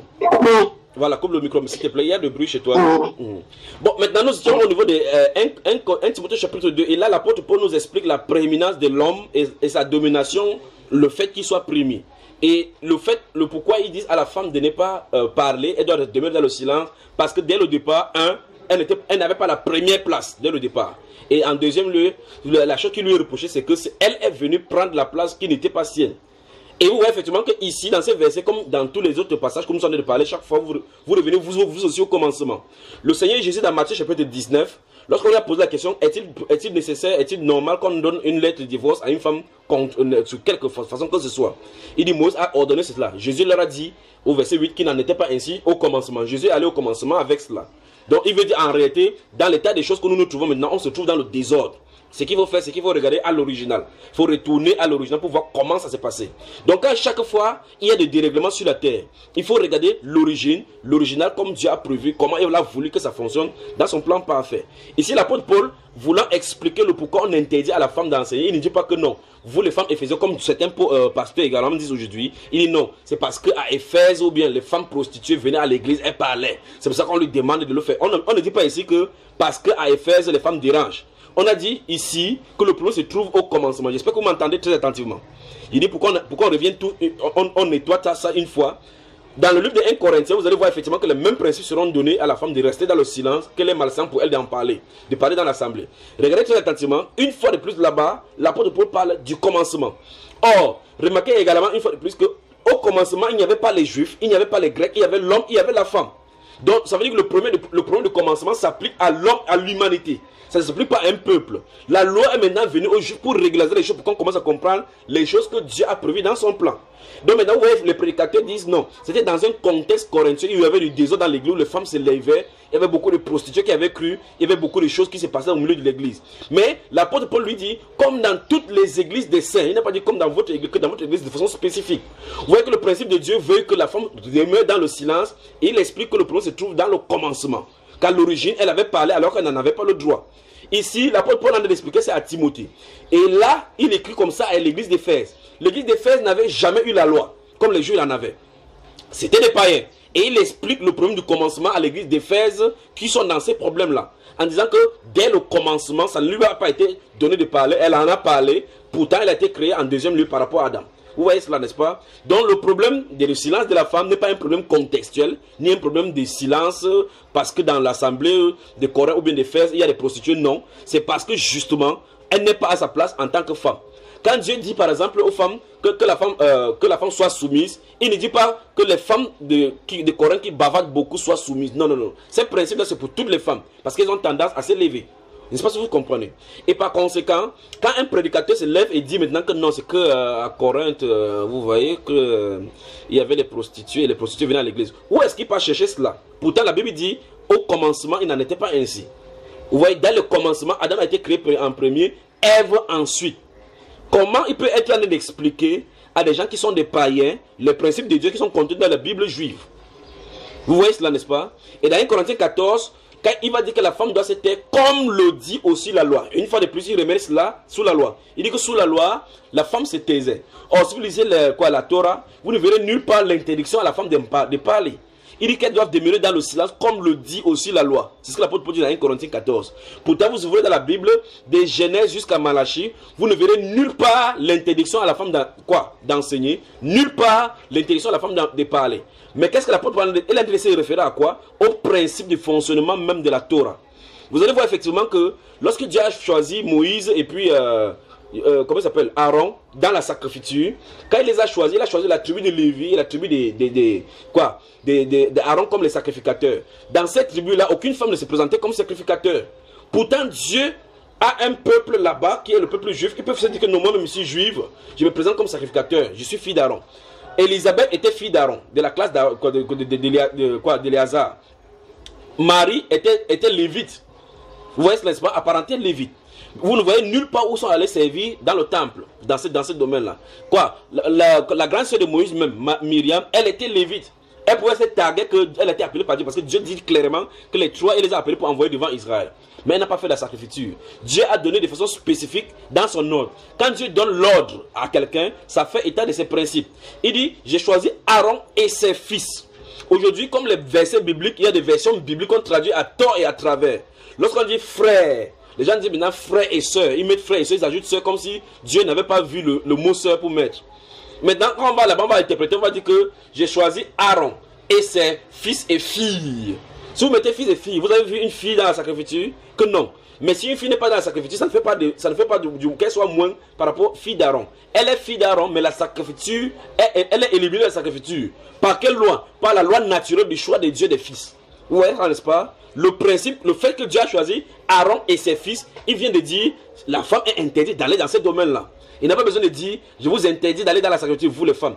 Comme il a choisi, sans rien dire, sans mot dire pour cela, il les a exclus. L'apôtre Paul dit, dans les principes de la loi, elle-même, elle restait dans le silence. Regardez dans la loi, vous ne verrez nulle part où la femme a occupé ces choses-là dans la sacrifiture. Donc, dans la nouvelle alliance, ça n'a pas changé. C'est un principe spirituel, donc, du gouvernement de Dieu qui stipule que la femme n'a pas reçu la sacrifiture pour manifester cela. Oui, n'est-ce pas? Donc, elle pouvait avoir certaines prérogatives ou bien certains droits en tant que fille d'Aaron. Parce qu'il y a certaines choses qu'elle mangeait. Et c'était des choses qui étaient réservées seulement aux fils de manger. Dans la sacrifiture, parce que c'était des choses très saines. Vous m'écoutez, n'est-ce pas, mes soeurs? Donc, que Dieu vous bénisse. Oui. Donc, ici, dans 1 Timothée chapitre 2, le Seigneur, le Saint-Esprit nous dit ici que le problème du silence de la femme, c'est qu'elle avait quitté son poste dès le départ. Il nous a ramené dans la Genèse. Et vous donc, voyez donc que même quand il s'agit de mariage, le Seigneur nous amène au commencement. Et au commencement, donc, il faut voir tout ce qui est tout autour. Au commencement, on voit que quand Ève a vu Adam, il n'est pas dit, wow, quel joli garçon, tu es bon, tu es frère. Non. C'est l'homme qui a parlé. C'est Adam qui a dit, waouh, voici désormais celle qui est os de mes os et chair de ma chair. Lorsqu'il a fait cela, Dieu a dit, c'est pourquoi l'homme quittera son père et sa mère et s'attachera à sa femme. Regardez très attentivement, c'est à l'homme de faire le choix de sa femme. C'est à l'homme de s'attacher à sa femme. Ce n'est pas à la femme de s'attacher à son mari. Donc quand s'attacher, ça veut dire que c'est l'homme qui donne l'autorisation à la femme de se lier à lui. C'est l'homme qui donne la proposition à la femme. Je ne sais pas si vous comprenez. Donc, maintenant on peut dire que non, l'homosexuel, moi j'aime plutôt les hommes. Quand on va se tourner dans le commencement, Dieu n'a pas fait l'homme et l'homme, il n'a pas fait la femme et la femme. Donc si quelqu'un se trouve comme ça, il est possédé, il faut le délivrer. Vous voyez effectivement que le principe du commencement nous met en écoutant le commencement et en suivant le commencement comme il se doit, sans préjugés et sans des backgrounds qu'on nous a tordu le cerveau, on commence à comprendre les choses de Dieu naturellement. 1. C'est l'homme qui choisit sa femme. 2. Ça doit être la personne qui soit sortie de lui selon la volonté de Dieu, parce que c'est Dieu qui accorde. Quand Dieu a amené cette femme vers Ève, ça montre clairement, comme la Bible déclare que quand Dieu a aimé un homme, il dispose même de ses ennemis de le servir. Et dans ce livre de Proverbes, là, on dit que celui qui a trouvé une femme a trouvé le bonheur parce que c'est un don qu'il obtient de l'Éternel. Donc la femme qui est la partie de l'homme qui a été enlevé de lui, pour que tu puisses le retrouver, il faut la grâce de Dieu. C'est un don que tu reçois. Et là maintenant, le même principe dans Genèse chapitre 2 veut que l'homme ait été couché et qu'on ait retiré sa côte pour faire sa femme. Donc ça veut dire que l'homme doit être là d'abord pour que sa femme puisse venir ensuite. Vous voyez ça, voilà les principes. Et par conséquent, si une femme est âgée avec son mari, on pourra dire avec sa part de commencement que cette femme-ci, Dieu a tiré sa côte pour faire son homme. N'est-ce pas, mes sœurs? N'est-ce pas? Mais vous voulez rire là maintenant, n'est-ce pas? Ça veut dire que si une femme est plus âgée que son mari, on va dire par exemple que si on écrit sa part de Bible, on va dire que cette femme-ci, si elle s'appelle Marthe, on va dire que l'Éternel fit tomber Marthe dans un prophète sommeil. Et il retira une côte de lui et il fit son mari Jean-Pierre. Et il amenait Jean-Pierre pour voir comment la femme doit l'appeler. C'est la Bible ça, mes chers sœurs. Donc il faut que les hommes se répandent. D'accord? Il faut qu'on se répande. Vous allez voir donc que dans la progression de la loi, beaucoup de dérèglements étaient arrivés au point où Dieu a voulu régler certaines choses pour stabiliser, pour qu'on n'aille pas dans tous les dérives.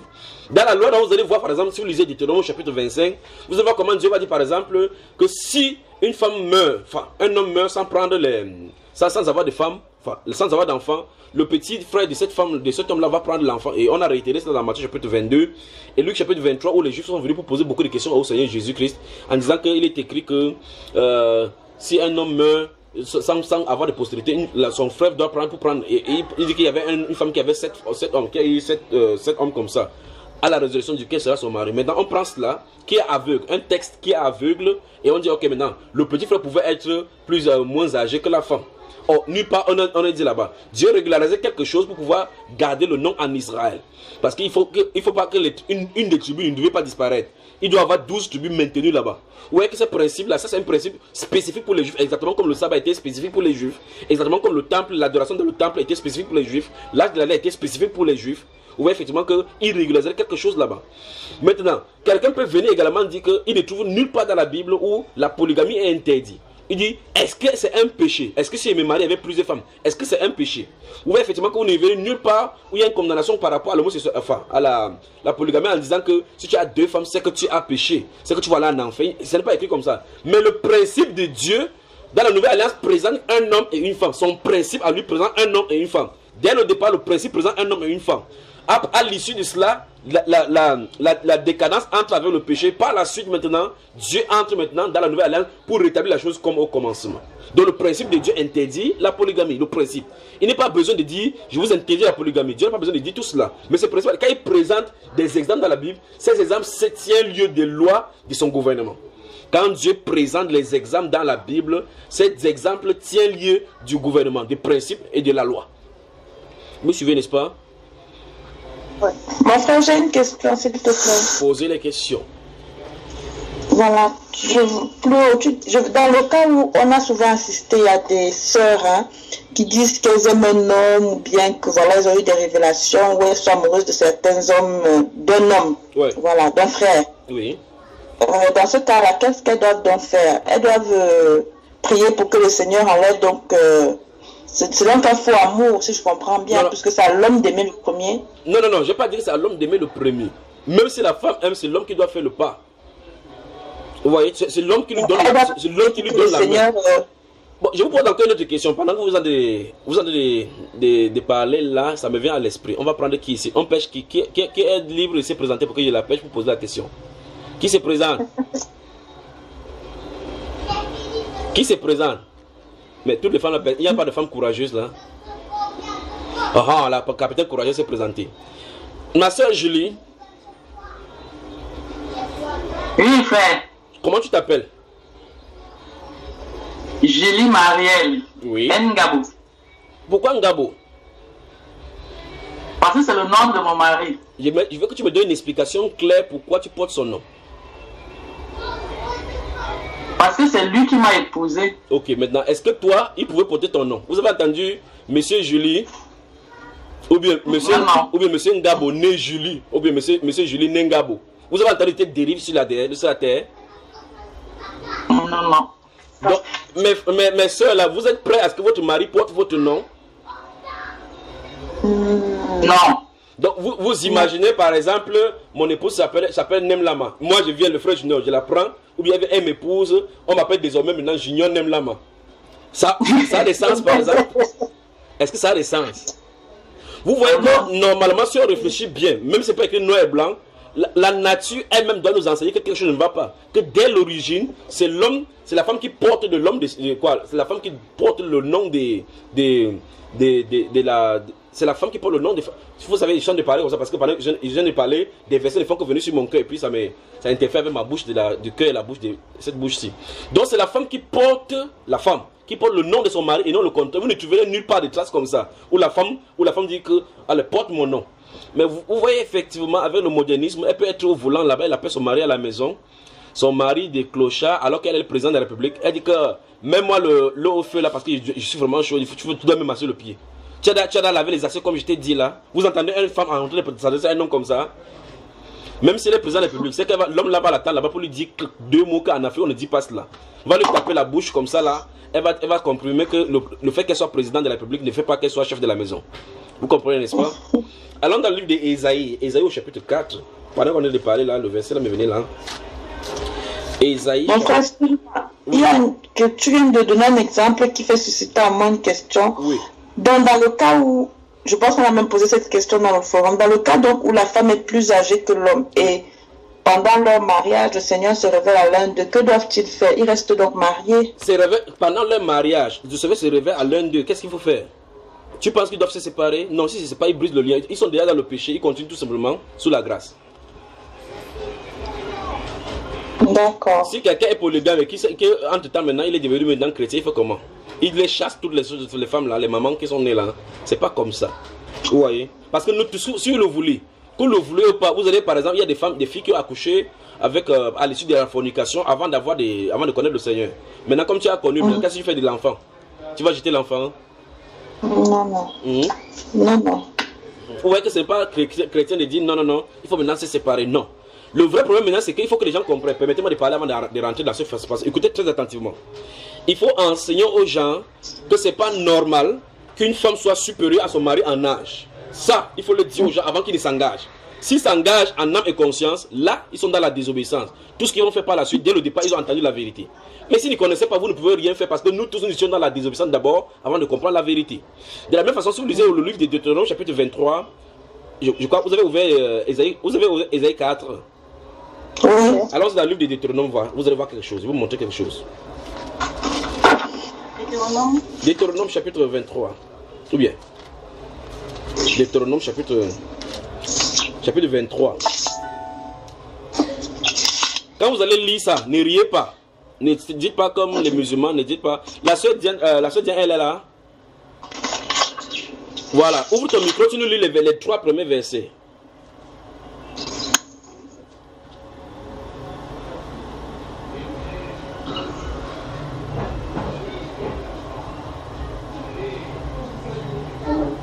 Allons-y, ma soeur. Bon, non, ça ne passe pas. Ouvre, clique une fois pour que la balle quitte sur ton micro. On ne t'entend pas. Là, c'est bon. C'est bon. Là, vous m'entendez? C'est bon. Non. Alors, c'est bon? Oui. Oh, qu'est-ce que j'ai fait? C'est bon, Deutéronome chapitre 23, verset 1 à 3. Alors, Deutéronome chapitre 23. Celui dont les tests... Oh, ok. Non, c'est dans la Bible. C'est dans la Bible. Lis, ma soeur, c'est dans la Bible. N'aie pas peur. C'est pas des grossièretés. Allons-y. Celui dont les testicules ont été écrasés ou l'urètre coupé n'entrera point dans l'assemblée de Yahweh.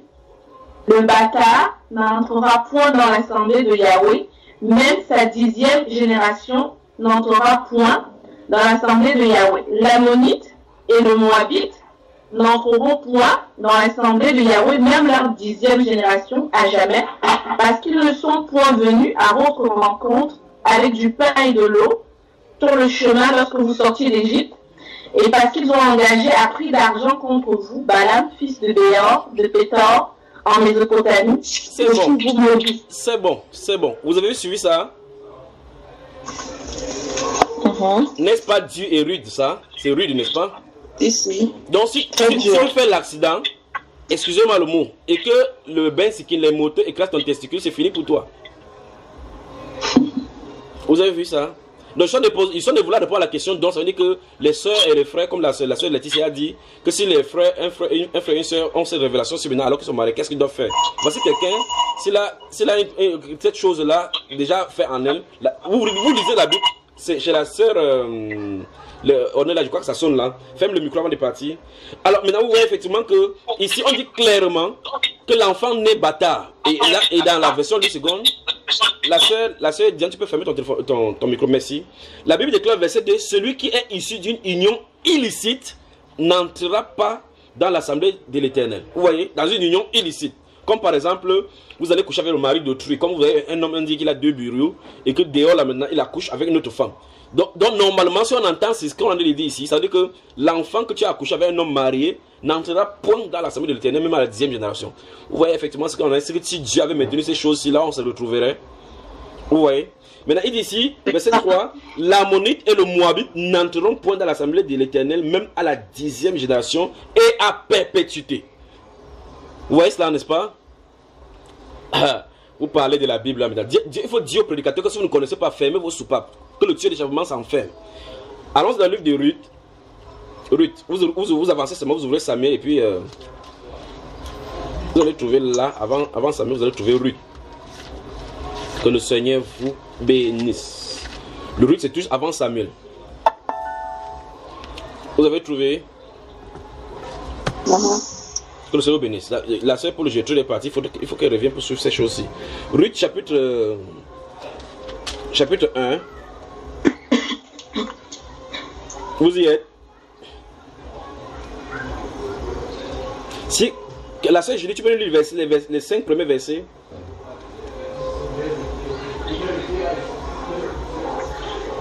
Et il arriva au temps où les juges gouvernaient qu'il y eut une femme dans le pays et un homme de Bethléem, c'est ça non? Oui. De Juda s'en alla pour séjourner dans la campagne de Moab. Oui. Lui, sa femme et ses 2 fils. Et le nom de cet homme était Elimelech. Le nom de sa femme, Naomi, et les noms de ses 2 fils, Machon et Kijon. Entendez-vous même le nom que les femmes viennent donner aux gens? Machon et Kijon. C'est-à-dire, c'est celui qui languit et celui qui est maladif. On a couché un enfant, tu mets maladif et l'autre languissant. Pardon, continue, les femmes dérangent. Continuons ici. Ephratien de Bethléem, de Juda, il arrivait dans la campagne de Moab et s'y établit. Or, Elimelech, mari de Naomi, mourut et elle resta avec ses 2 fils. Oui. Continue, ma soeur, continue.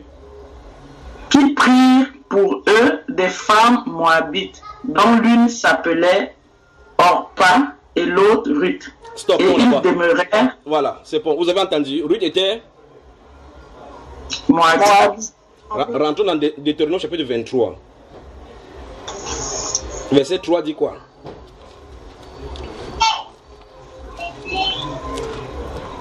Qu'est-ce que le verset 23, chapitre 23, verset 3 dit encore?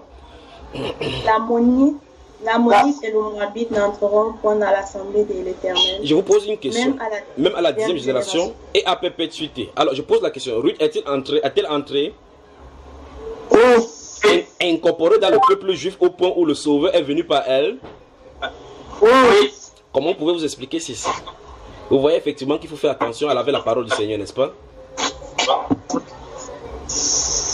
Or, si vous lisez la Bible, vous allez voir effectivement, c'est comme si Dieu a dit que jamais à jamais les Moabites n'entreront pas. Ça suppose donc que si vous entendez de cette façon-là, vous allez dire que dans ce peuple-là, aucun membre de ce peuple-là ne sera sauvé. Pas vrai? Mais voici le Seigneur Jésus-Christ, cette femme-là qu'on appelle Ruth est la grande-mère de notre Seigneur Jésus-Christ. C'est pas elle qui va passer. Ruth était Moabite et Boaz va l'épouser pour accoucher celui qu'on appelle Isaïe, le père de David, le type même du Seigneur, n'est-ce pas? Alors donc il faut vraiment faire attention avec la Bible. Donc lorsque quelqu'un dit, ok maintenant, nous voici dans le cadre du mariage, je suis une femme, je suis supérieure à l'homme, qu'est-ce que je dois faire? Non. Est-ce qu'il doit me divorcer? Tu as d'abord brisé un premier principe, tu n'as plus continué à briser le deuxième principe. C'est un peu comme vous diriez que, ok, maintenant je suis enceinte, j'ai commis la fornication, je suis enceinte. Comme il commet la fornication, qu'est-ce qu'il doit faire? Il faut que j'enlève l'enfant. Vous voyez que vous avez déjà brisé le premier principe en commettre la fornication, la débauche, n'est-ce pas? Il ne faudrait pas avancer encore en commettre le meurtre. Vous voyez là, n'est-ce pas, frère et mes soeurs? Il est écrit par exemple que tu ne commettras point d'adultère. Ça, c'est un principe. Malgré cela, tu transgresses, tu peux commettre l'adultère. La personne avec qui tu commets l'adultère tombe enceinte. Vous dites, oh, qu'est-ce que je dois faire? Oh, vraiment, Seigneur, pardonne-moi pour l'adultère. Quand tu dis pardonne pour l'adultère, il t'a pardonné. Maintenant, tu dis que toi, enlève cet enfant, je ne veux pas cet enfant. Vous voyez là où vous vous engagez, frère? Vous voyez où vous engagez, n'est-ce pas? On ne doit pas faire cela. Malgré que tu as commis l'adultère, tu ne dois pas t'aventurer à aller tuer pour augmenter au niveau de l'adultère. Donc il faut continuer tout simplement avec cet enfant, admettre cet enfant et avancer. D'accord, mes chers sœurs? Vous avez saisi, n'est-ce pas? Prenons le livre d'Ésaïe chapitre 4, nous avons pris tout à l'heure avant d'avancer quelque part. Donc il y a beaucoup de choses à dire sur le mariage. Beaucoup de choses à dire sur le mariage. J'attends que le Seigneur me donne l'ordre de parler du divorce. J'arrive. Vous allez voir beaucoup de choses qu'on a dit qui ne sont pas vraies d'après le Seigneur. Il y a des gens qui vivent dans la culpabilité aujourd'hui. Beaucoup dans la culpabilité. J'arrive. Ésaïe chapitre 4. La sœur Alida, tu peux nous lire le premier verset? Et cette femme saisiront en ce jour un homme, un seul homme, et diront, nous mangerons notre pain, et nous nous vêtirons de nos habits. Faites-nous seulement porter ton nom, enlève notre propre. Donc vous voyez effectivement que dans ce temps-ci, là c'est chaud. Quand c'est la sœur Ketia Makomika qui vient maintenant avec la photo d'Emmanuel Yoba, c'est que c'est faux. Bonjour et bienvenue la sœur Ketia. Bonjour. Tu n'as rien perdu, hein? Tu n'as rien perdu, franchement. Tu as seulement perdu quelques 1 et 15 minutes. C'est pas quand même. D'accord? D'accord. Nous parlons de mariage et ça doit te concerner au plus haut point. Nous parlons de mariage, d'accord? Et la question qu'on a d'observer, c'est est-ce que dans une relation, est-ce que la femme doit être plus âgée que son mari? Toi, tu penses quoi? Mais justement, je me rappelle, je t'avais posé une question par rapport à ça un jour. Je sais pas si... Je t'avais répondu. Je te rappelle. Non, je crois pas. Je crois pas. Dieu merci, maintenant voici la réponse aujourd'hui, n'est-ce pas? Oui. Mais entre-temps, vous savez, en réalité, comprenez-moi, il y a beaucoup de personnes qui me posent des questions sur Skype en écrivant. Quand je vois que ce sont des questions d'ordre général qui pourra bénir d'autres personnes, j'attends le moment où le Saint-Esprit va présenter ça sur la scène pour pouvoir en parler. Donc ne pensez pas peut-être que quand vous m'écrivez une question, je ne vois pas. Je vois les questions et je laisse le moment disposer au Saint-Esprit pour pouvoir orienter ces choses-là. Parce qu'en réalité, vous voyez par exemple la sœur Ketia, tu m'as posé cette question peut-être, je ne sais pas quand, tu as écrit la question. Quand tu écris, je vois, je dis ok, si je te réponds en écrivant que non, c'est pas comme ça, il faut que ce soit une explication. Parce que tu vas poser la même question à quelqu'un, la personne va te donner un autre avis et là tu seras embrouillé. Donc c'est mieux que le Saint-Esprit l'amène sur la scène pour que tout le monde entende. Quand même les personnes qui disaient ah non, la femme peut être plus âgée que son mari, quand elle va entendre, le Saint-Esprit va lui parler et pouvoir rectifier ce qu'il a fait comme erreur. Vous voyez cela, n'est-ce pas? Sinon quelqu'un va dire que non, le frère Junior a dit ceci, non, l'autre a dit ceci, non. Et là vous serez départagés. Donc c'est pour cela, c'est l'une des raisons pour laquelle il y a des questions quand les gens me posent. Si c'est les questions d'ordre privé, je vous réponds en privé. Mais ce sont des questions qui doivent être présentées parce que je sais que les chrétiens ont beaucoup de questions à cause de l'embrouille que beaucoup de prédicateurs amènent sur la scène. J'attends le moment opportun où le Saint-Esprit va présenter ça au milieu de la foule pour pouvoir répondre à cela, que ce soit d'ordre général. Pour que si quelqu'un se pose ces questions-là, il puisse entendre également que c'est facile la réponse. Donc il faut s'attendre au Saint-Esprit en fait. D'accord, la sœur Ketia? D'accord. Voilà. Maintenant, autre question. Je te pose la question que j'ai posée aujourd'hui. Dieu, mais si tu n'étais pas là, si tu aimes un garçon, est-ce que tu peux courir vers lui pour dire, oh mon cher garçon, tes yeux là, tu as les yeux revolver, tu me tues seulement. Je te prends aujourd'hui. Est-ce que tu m'acceptes comme ton épouse? Tu peux le faire? Non. Pourquoi? Parce que bon, pour moi, c'est l'inverse. Normalement, c'est l'homme qui demande pas. Pas la femme qui... Est-ce que c'est écrit que c'est l'homme qui doit demander toujours? Non. Mais dans ce cas, quand tu il faut je sais que... Comment? Il faut fonce. En fait, tu viens de me rappeler quelque chose. Dans Genèse, oui. Si je me souviens bien, c'est Dieu qui avait présenté, qui avait dit à Adam, qu'il allait prendre pour femme Ève, si c'est bien ça. Oui. Et là, qu'est-ce que tu veux nous faire comprendre par rapport à la Genèse? Mais que justement, par rapport à ça, dans ce sens-là, normalement, c'est pas la femme qui demande, mais c'est l'homme qui doit demander à épouser la femme. Applaudissons pour la sœur Kétia. Applaudissons pour la sœur Kétia. Applaudissons pour la sœur Kétia. Vous voyez que dans les gènes chrétiens, en réalité, dans les gènes chrétiens, c'est prévu que même s'il y a n'importe quel problème, vous rentrez au commencement. Vous avez vu ce qui s'est passé avec elle, n'est-ce pas? Donc subitement, elle est rentrée rapidement, voilà la genèse, comment ça s'est passé. Donc voilà les réflexes génétiques que vous devez avoir. Vous devez avoir cette genèse, vous devez avoir ces réflexes génétiques chrétiens. Que s'il y a un problème, si vous êtes embrouillé, non seulement vous rentrez dans les Saintes Écritures, mais allez au commencement, à l'original. Comment l'original est présenté. Voilà le réflexe qu'elle a eu. Et vous voyez effectivement qu'elle ne nous écoutait pas. Lorsqu'elle est embrouillée, elle s'est rendue compte que non, il faut que je parte dans la Genèse, voir comment ça s'est passé. Et là, nous voyons effectivement, et c'est ce que nous allons développer ici, que le Seigneur te bénisse, Kétia. Merci. Applique ces principes génétiques chrétiens à tous les domaines, d'accord? Tous les domaines. Bon, maintenant, si tu t'es marié, est-ce que tu peux aller maintenant dire à ton mari, maintenant que laisse, je t'épouse, je paye même ta dot. Si les gens te dérangent, je paye la liste, donnez-moi la liste.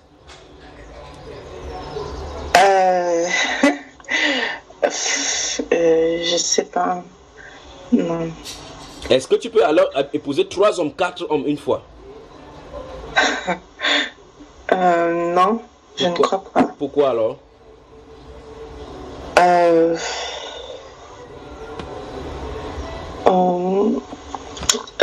Je me souviens dans un enseignement, tu avais dit, tu parlais d'un livre dans Exode, je crois, si c'est ça, que justement la dot c'est pas biblique. Oui.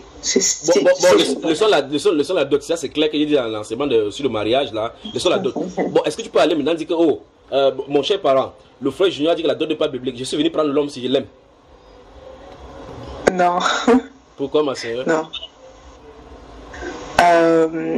Mais c'est par rapport à ce que j'ai dit tout à l'heure, par rapport à la Genèse. Par rapport à la Genèse. Donc désormais, même si tu es amoureux de quelqu'un n'importe comment, restez tranquille. Quand vous êtes amoureux, la même répercussion est dans la chair de la personne qui est censée vous prendre, d'accord? Il faut seulement rester sous la grâce de Dieu que Dieu vous présente à votre mari. Vous comprenez, n'est-ce pas? Souvenez-vous, dans 1 Corinthiens 11, la Bible déclare, écoutez très attentivement, on dit que la femme n'a pas été créée à cause...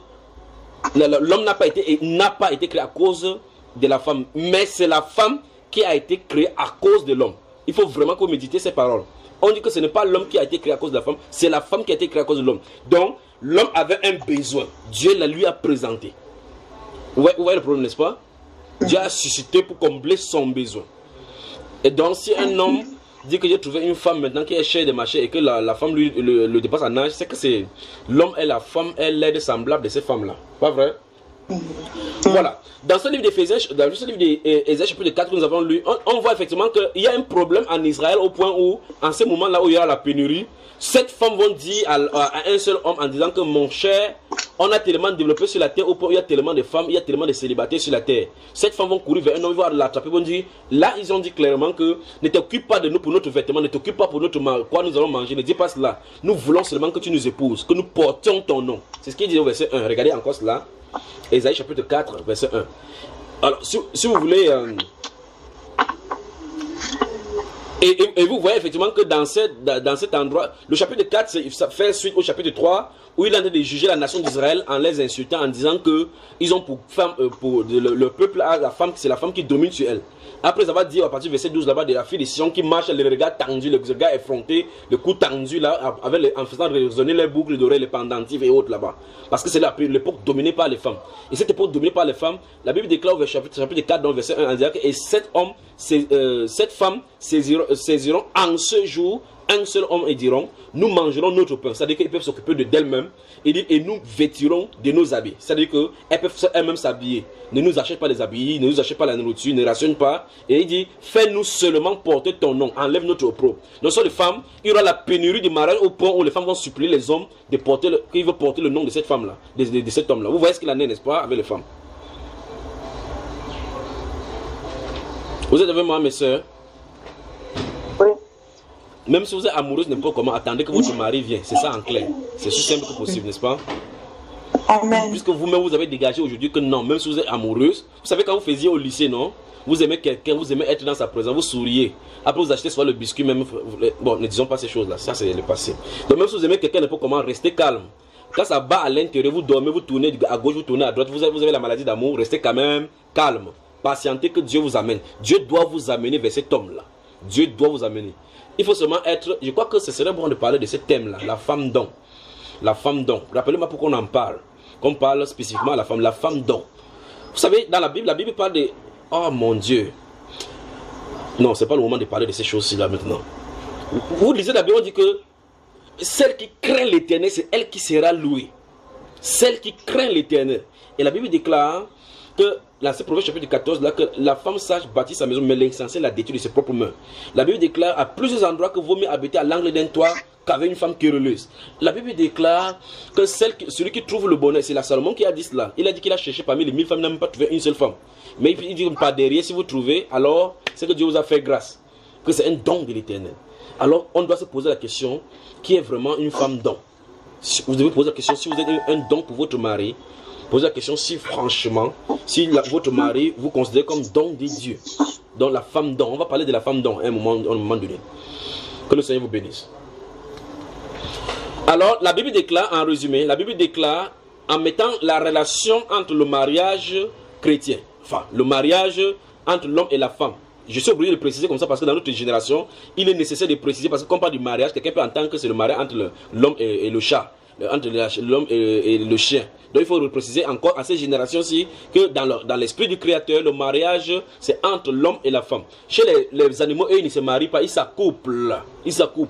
Donc maintenant, regardez très attentivement ici, il y a une chose qu'on doit voir dans Éphésiens chapitre 5, où à partir du verset 22, il va commencer à expliquer ces principes-là. Femme, que chacun soit soumis à son mari comme il convient dans le Seigneur. Mari, aimez votre femme, comme Christ a aimé l'église et s'est lui-même donné lui-même pour elle. C'est ainsi que l'homme doit aimer sa femme. Vous voyez, parce que Christ a aimé l'église qui est son corps. Donc vous voyez qu'il faut que Christ soit là pour que son corps sorte de là. L'homme est le chef de la femme, comme Christ est le chef de l'église qui est son corps et dont il est le sauveur. Vous voyez, dans ce rapport-là, le Saint-Esprit met la relation entre l'homme et la femme mariée avec Christ et l'église. Et dans ce rapport, aucune des choses qui doit aller dans les similitudes ne doit basculer dans un sens. C'est-à-dire que si vous dites l'homme et la femme, Christ et l'église, vous devez comparer tous les rapports d'intimité entre les deux. Dans ce sens-ci, entre Christ et l'église, et dans ce sens entre l'homme et la femme.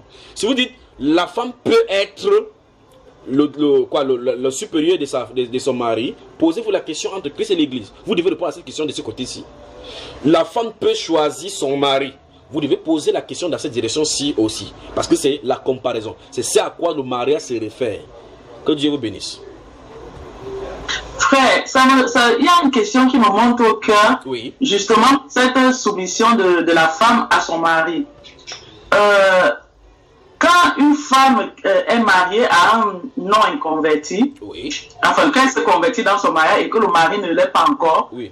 Et maintenant, dans le cadre du jeûne, par exemple, où on doit... Enfin, on se comprend, on est les mariés. Oui, par rapport au rapport que la femme, quand on jeûne, voilà, on se sépare aussi à ce niveau-là. L'homme maintenant qui est inconverti, qui n'est pas soumis à cette loi-là, la femme doit agir alors comment? Est-ce qu'elle doit se refuser à son mari en cette période-là? Bonne question. Vous voyez effectivement, voilà des questions qu'il faut aborder à ce siècle-ci. Maintenant, vous voyez que si on se retrouve en tant que femme don pour son mari, on n'aura pas de problème dans ce domaine-là. Si on a une bonne relation avec le Seigneur, je vais prendre un exemple simple que vous voyez dans la parole, d'accord? Si vous prenez Azirius, vous connaissez Azirius, celui qu'on appelle longue main là. Qui était sa femme croyante?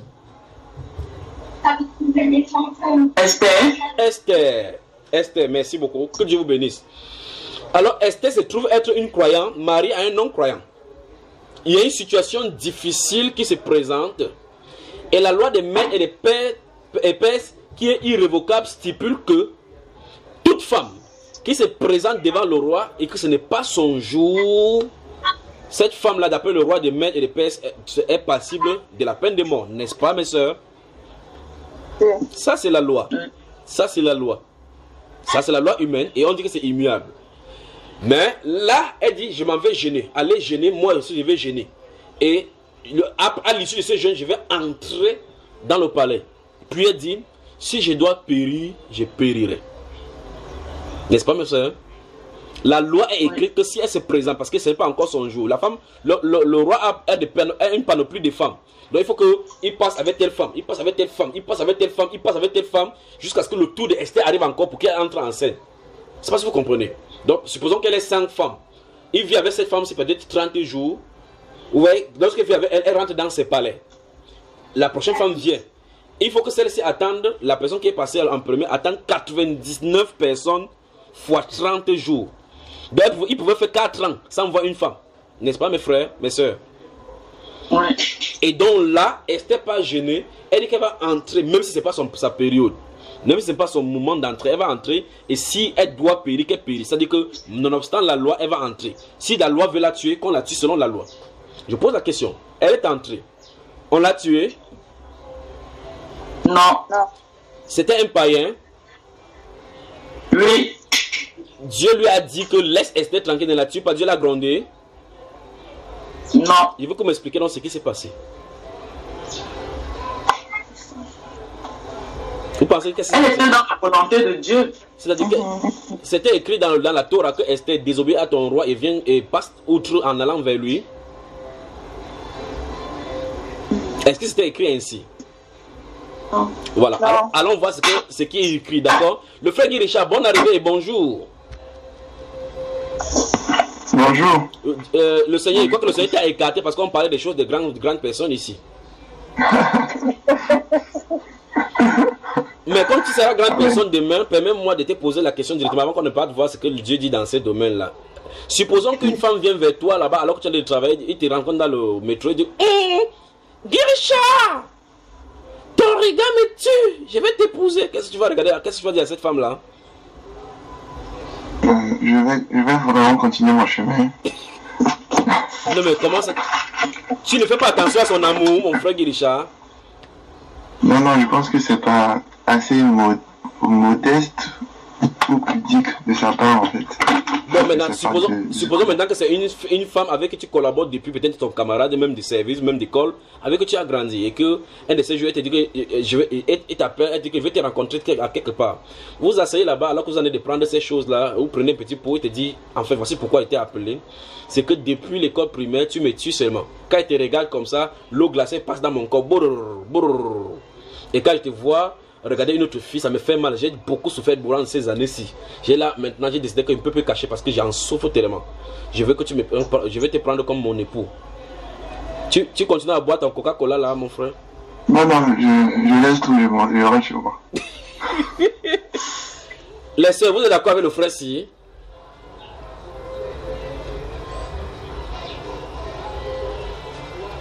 Bien sûr, on est d'accord avec lui. Oui, nous sommes d'accord. Voilà.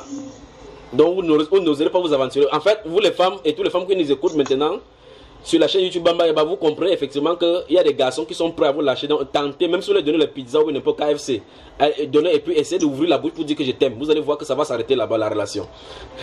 Donc il faut pas... Il y a des manières. Regardez très attentivement que on a dit que Ève est venue vers Adam. Quand elle est venue vers Adam, c'est sûr qu'elle a fait son nyanga. Vous savez quand vous marchez là. Quand elle a vu, elle a dit le premier défi du monde a commencé là-bas dans la Genèse. Alors le frère Guy Richard te pose encore autre question. Est-ce que tu es prête à épouser une femme qui te dépasse en âge? Si oui, pourquoi? Sinon, pourquoi? Non. Pourquoi? Déjà même avant même d'être chrétien, parce que j'ai parlé de ça avec un frère et on se disait que Dieu, quand il a créé les hommes déjà, il a fait de telle sorte qu'un homme n'accepterait pas en fait il se sentirait pas heureux de se sentir dominé en fait par une femme, et même une femme aussi ne se sent pas heureux de dominer sur un homme en fait, même si elle a cette prédisposition comme à Ève.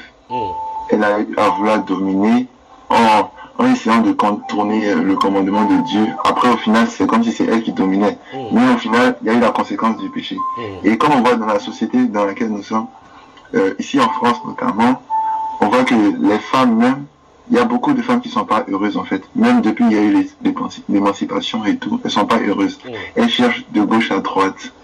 Voilà, elles sont toujours, jusqu'à même il y en a qui disent qu'elles cherchent un homme qui va assumer en fait sa position. Donc en fait, c'était juste. Ça veut dire que la loi leur a donné un poste, enfin un lieu qui n'est pas leur. Elles ont agrippé cela, mais elles ne se sentent pas à l'aise à ces postes-là. Elles se sentent pas à l'aise. Mais je dis même les non-croyants déjà, il y a déjà quelque chose en fait en eux qui témoigne, mais ils savent pas, comme ils connaissent pas la parole de Dieu. C'est ça, ils savent pas. Mais non, en tant que nous croyants, voilà, c'est Adam qui a créé, et c'est Dieu qui a créé Adam premier. Et du coup, bon, on parle pas forcément d'âge dans ce sens, mais en tout cas, comme c'est Adam qui était le premier, ensuite Ève, et il n'est pas approprié selon la parole de Dieu que voilà.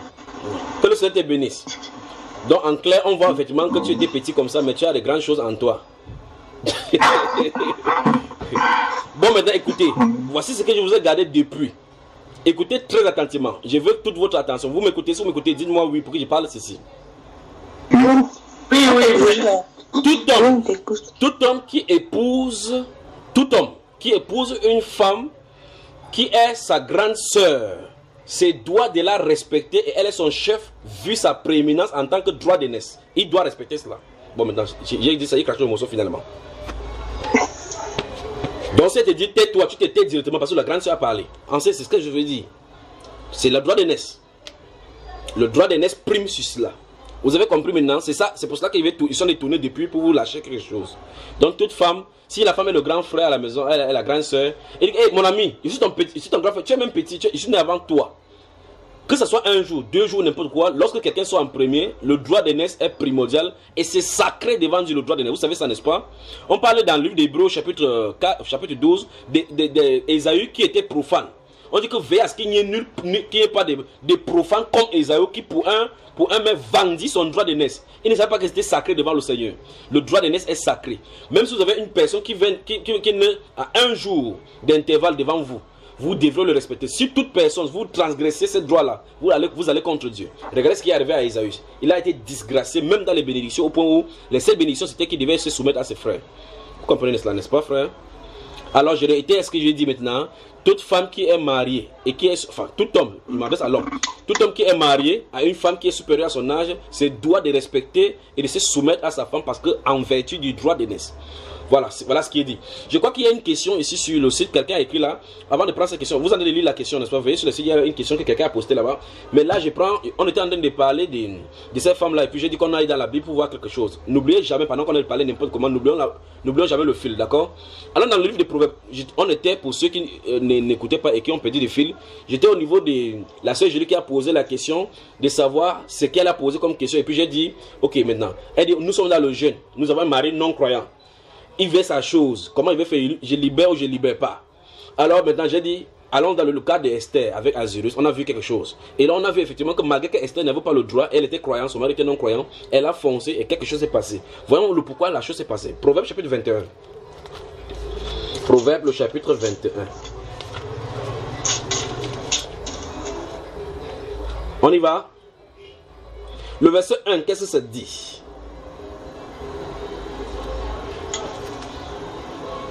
Le cœur du roi est un courant d'eau dans la main de l'Éternel. Il l'incline partout où il veut. Voilà. Où est-ce qu'il en est, n'est-ce pas? Voilà exactement ce qu'il en a résulté. Ce qui s'est résulté avec le roi Azirus, c'est que Dieu a le contrôle de son cœur entre ses mains. Il l'a incliné en faveur d'Esther. N'est-ce pas? C'est donc pour ça que vous allez entendre ces choses-ci. Vous pouvez voir ça avec Néhémie. Si vous lisez Néhémie chapitre 1, chapitre 2, Néhémie était à côté du roi et chanson du roi. Il verse, il entend une nouvelle qui vient de Jérusalem. Comment les réchappés sont mourants, comment la ville est détruite, ainsi de suite, comment les murs sont tombés. Il a le cœur brisé. Et puis le roi regarde comme Néhémie, qu'est-ce qui va pas avec toi? Tu n'es pas quand même malade. Il a commencé à prier dans le cœur et Dieu a fait trouver grâce devant le roi et le roi lui a donné tout ce qu'il avait pour pouvoir nécessaire pour aller bâtir les murailles de Jérusalem.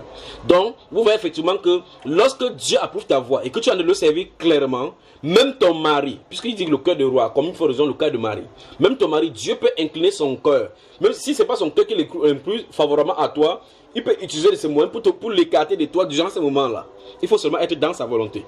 Il ne faut pas être dans la volonté, peut-être que tu es dans la rébellion, tu dis que non, il faut que j'entre dans le jeu maintenant pour lui refuser ces choses. Souvenez-vous, si vous vous soustrayez de votre mari, votre devoir, vous êtes dans le péché, parce que la Bible déclare qu'on ne vous privez point l'un de l'autre. L'homme, son corps ne lui appartient pas. Donc si ton mari fait sa chose, si vous êtes du côté du Seigneur de la bonne façon, Dieu travaillera avec lui. Allez parler à Dieu, que le Seigneur s'occupe de cela. D'accord mes soeurs? Donc vous voyez effectivement que ici ça pose la problématique de notre relation, notre intimité avec le Seigneur. Esther avait une très grande intimité avec le Seigneur au point où quand elle a prié, ça a changé les choses. Vous voyez là, n'est-ce pas? Et là le roi, attends, quand il a vu Esther, lorsqu'il a vu Esther, imaginez une femme qui fait 3 jours sans manger, sans boire, une reine qui normalement doit être chargée d'un bon point avec la beauté extérieure que les païens doivent voir. Imaginez quand vous faites 3 jours sans manger, sans boire, c'est comme si vos yeux vont entrer dans l'orbite. Et là maintenant elle se présente, elle trouve plutôt grâce devant son Seigneur, au point où il tend le sceptre en disant que touche le sceptre pour dire que tu ne mourras point. Lorsqu'il a fait ça, sa loi était hors d'état de nuit. Je ne sais pas si vous comprenez. Et bien plus même, là elle a posé une question qu'un roi. Ouais, pourquoi dans ce proverbe chapitre 30 là, il dit que c'est pas au roi le miel, c'est pas au roi de prendre du vin, que fait attention avec les femmes qui fait perdre la tête des rois. Ouais, c'est ce que Esther lui a fait. Au point où il regarde Esther, il dit Esther, qu'est-ce qu'il y a, demande ce que tu veux, même si la moitié de mon royaume te donne. Donc Esther pouvait dire maintenant que ok, je prends jusqu'au Cameroun. Pas vrai mes soeurs? Elle avait une pétition devant le Seigneur. La convoitise ne l'a pas saisie pour qu'elle prenne la deuxième place du royaume. Elle a laissé le roi gérer, mais elle voulait quelque chose. Elle a obtenu finalement, dit la Bible. Donc maintenant, je crois qu'en résumé, on a compris ce qu'il faut faire. Une femme ne doit pas se soustraire de son mari et vice-versa. Mais vous qui avez des maris non convertis, vous devez beaucoup travailler avec le Seigneur dans la relation, dans votre intimité avec lui, au point pour que le Seigneur puisse commander à leur esprit et commander à leur cœur et orienter leur cœur dans la direction où il veut. Vous comprenez, n'est-ce pas? Alors, la question qui est posée sur le site, là, quelqu'un peut-il liste là pour qu'on puisse répondre à cela.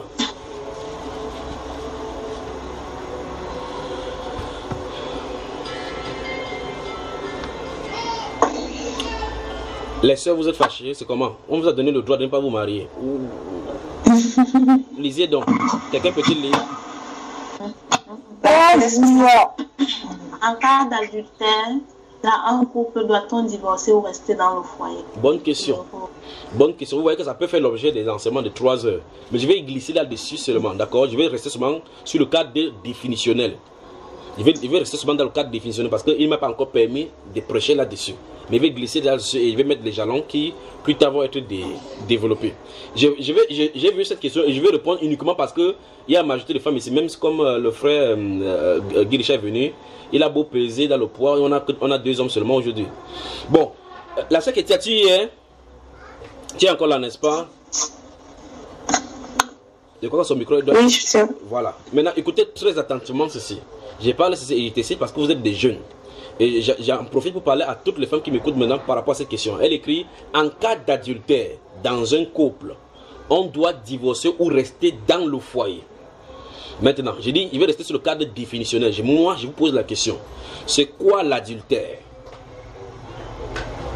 Après avoir répondu, je vais vous donner une notion pour que ça reste dans la tête de tous ceux qui nous écoutent maintenant, afin qu'on ne fasse plus d'erreurs avec les paroles du Seigneur. C'est quoi l'adultère? Qui est choqué? L'adultère, c'est lorsqu'on trompe son conjoint, lorsque on est censé être une seule chair, mais il y a l'un des conjoints qui va vers une autre personne étrangère au couple pour avoir des relations sexuelles avec cette personne-là. Ok, c'est bien. Qui a d'autres définitions autres que celle-là, s'il y en a? Quelqu'un a-t-il une autre définition? Une définition? Oui, allons-y. Le Seigneur a dit, si un homme regarde une femme pour la convoiter, il commet l'adultère aussi. Voilà, merci. La sœur Alida, tu as autre définition? Ou bien on a dit ce que tu voulais dire? C'est ce que je voulais dire. Ah, c'est ce que je voulais dire. Ok, c'est bon. Donc, en réalité, c'est donc pour cela que j'ai dit que je vais rester sur le cadre définitionnel. C'est à cause de cela que je vais répondre. Et là, vous avez mis les jalons exactement comme il se doit. Donc, il y a 2 sortes d'adultère. Vous voyez? Le Seigneur, dans Matthieu chapitre 15, comme nous avons lu dans les précédents enseignements par rapport au cœur, nous a dit que c'est de l'intérieur que viennent les adultères, ainsi de suite, n'est-ce pas?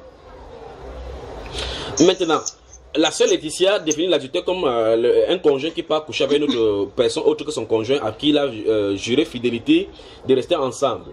De l'autre côté, le frère et la sœur et les autres, vous en avez la même pensée, que si quelqu'un regarde une femme à commettre l'adultère, c'est dans ce sens justement qu'il va aller. Maintenant, je pose la question. Je vais poser la question aux garçons qui m'écoutent et puis aux femmes que vous êtes et toutes les autres femmes qui sont représentatives maintenant en grande majorité. Vous, femmes, d'abord, premièrement, combien des hommes avez-vous commis adultère avec sans les toucher? Vous voyez la gravité déjà? Quand un homme dit par exemple pour les femmes qui ont des maris non croyants, dit non, je veux que tu t'habilles en sexy, je vais voir le derrière là. Il faut bien l'emballer comme le saucisson, même si c'est la sardine. Il faut laisser ces garçons là, ils dérangent le frère junior. Quand vous faites cela et que vous marchez à deux, vous marchez dans les rues, vous partez. Pendant qu'il dit il est content de vous, est-ce qu'en marchant comme ça, vous admettez avec moi que vous, étant à côté de votre mari, vous allez commettre adultère? Vous reconnaissez ceci comme vrai, n'est-ce pas? Oui. Ok, maintenant. Si on doit divorcer, alors toutes les femmes qui s'habillent sexy, qui mettent les parties intimes dehors, doivent divorcer de leur mari parce qu'elles ont déjà commis adultère. N'est-ce pas, mes sœurs? Oui. C'est ça dont je veux parler. La France dans la sainteté, bonjour. Donc, vous voyez effectivement que un garçon qui regarde comme ça, qui marche en route, il conduit même la voiture, il dit waouh, quelle bombe! Il a déjà commis l'adultère. Donc là, directement à la maison, il rentre, il divorce, n'est-ce pas? Pendant que la bombe qu'il a regardée, qui a explosé dans son cœur, était une femme mariée, elle doit aussi divorcer, n'est-ce pas? Quelle société on aurait là maintenant? Vous voyez pas, c'est pas pour rien donc que les sociétés, dans votre société, le divorce bat un record. Et au milieu chrétien, ça ne reste pas or. Il y a des chrétiens qui souffrent dans leur foyer, ils ne peuvent pas bouger parce qu'en réalité, ils sont attachés. Ils savent qu'on ne dit pas qu'on ne divorce pas. Ils savent qu'on dit dans la Bible qu'on ne doit pas divorcer, mais ils vivent l'enfer dans leur foyer. Tout simplement parce que les principes de Dieu sont bafoués. C'est l'heure de la restauration, il faut que ça soit restauré. Donc je crois que mûrissez des questions dans ces problèmes de mariage pour qu'on développe beaucoup. Et puis, à un moment donné, on va se réunir pour prier pour chacun de vous qui ont avec ce genre de problèmes dans vos foyers pour qu'on puisse prier pour les couples. D'accord, mes sœurs et frères? Amen. Je crois que la personne qui a posé cette question sur l'adultère, vous voyez effectivement que si c'est ça, c'est que vous allez divorcer chaque jour. C'est pour ça que la notion de divorce, j'arrive avec cela. Que Dieu vous bénisse. Amen, amen. La France dans la sainteté, bon dimanche et à dimanche. Bon dimanche. Bon dimanche. Bon dimanche. Bon dimanche. Je vous permets que vous permettez que je vous mette cette autre petite musique, n'est-ce pas? Oui. Pour partager avec vous. D'accord, mes sœurs?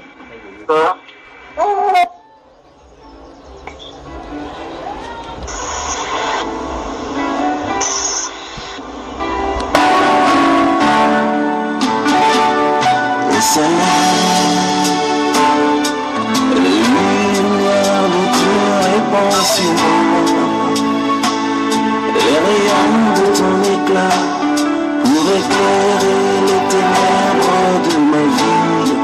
Oh, répand la gloire de Dieu sur mon âme. Oh, le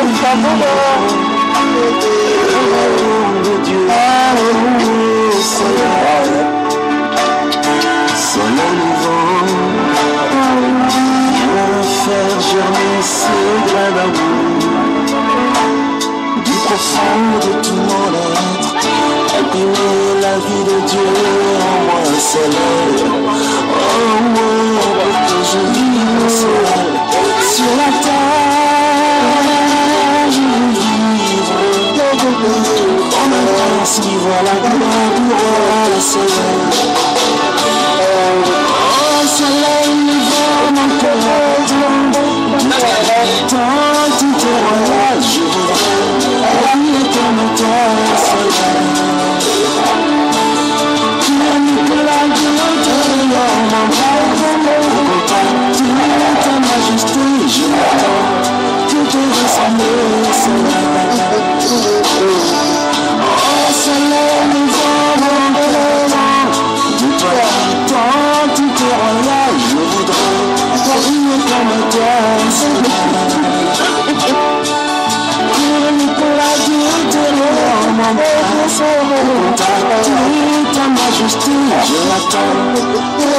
semble certain.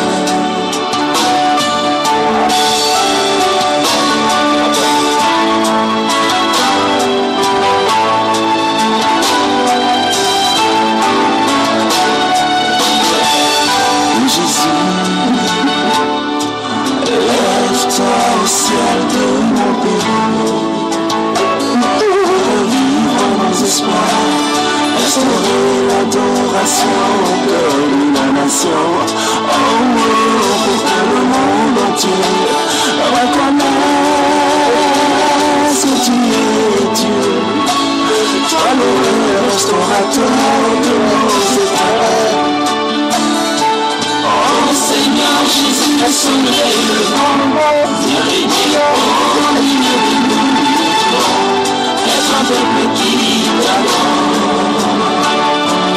Viens inscrire ton nom dans l'infernal de la République du Seigneur, dans la paix qui fera lever ta gloire.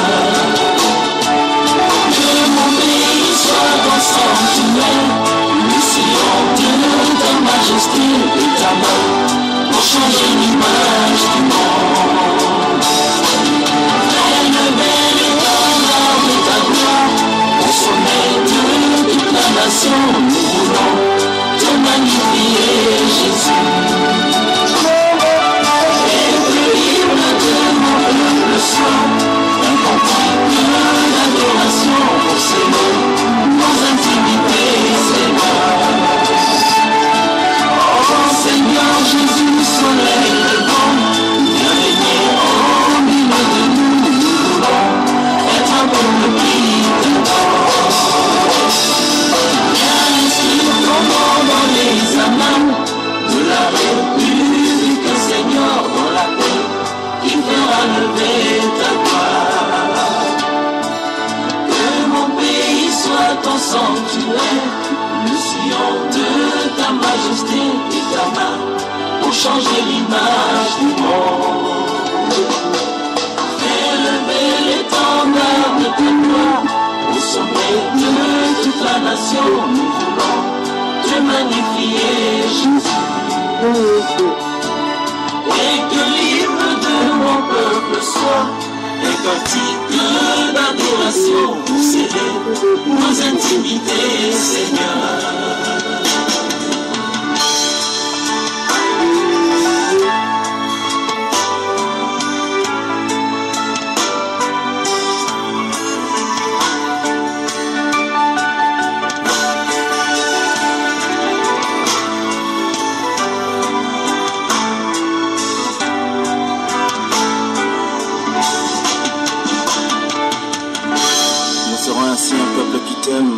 Une nation qui te célèbre. Tu feras lever au milieu de nous les merveilles d'une terre restaurée, et l'écho de notre louange ira jusqu'aux extrémités de la terre pour annoncer que seul Jésus restaure.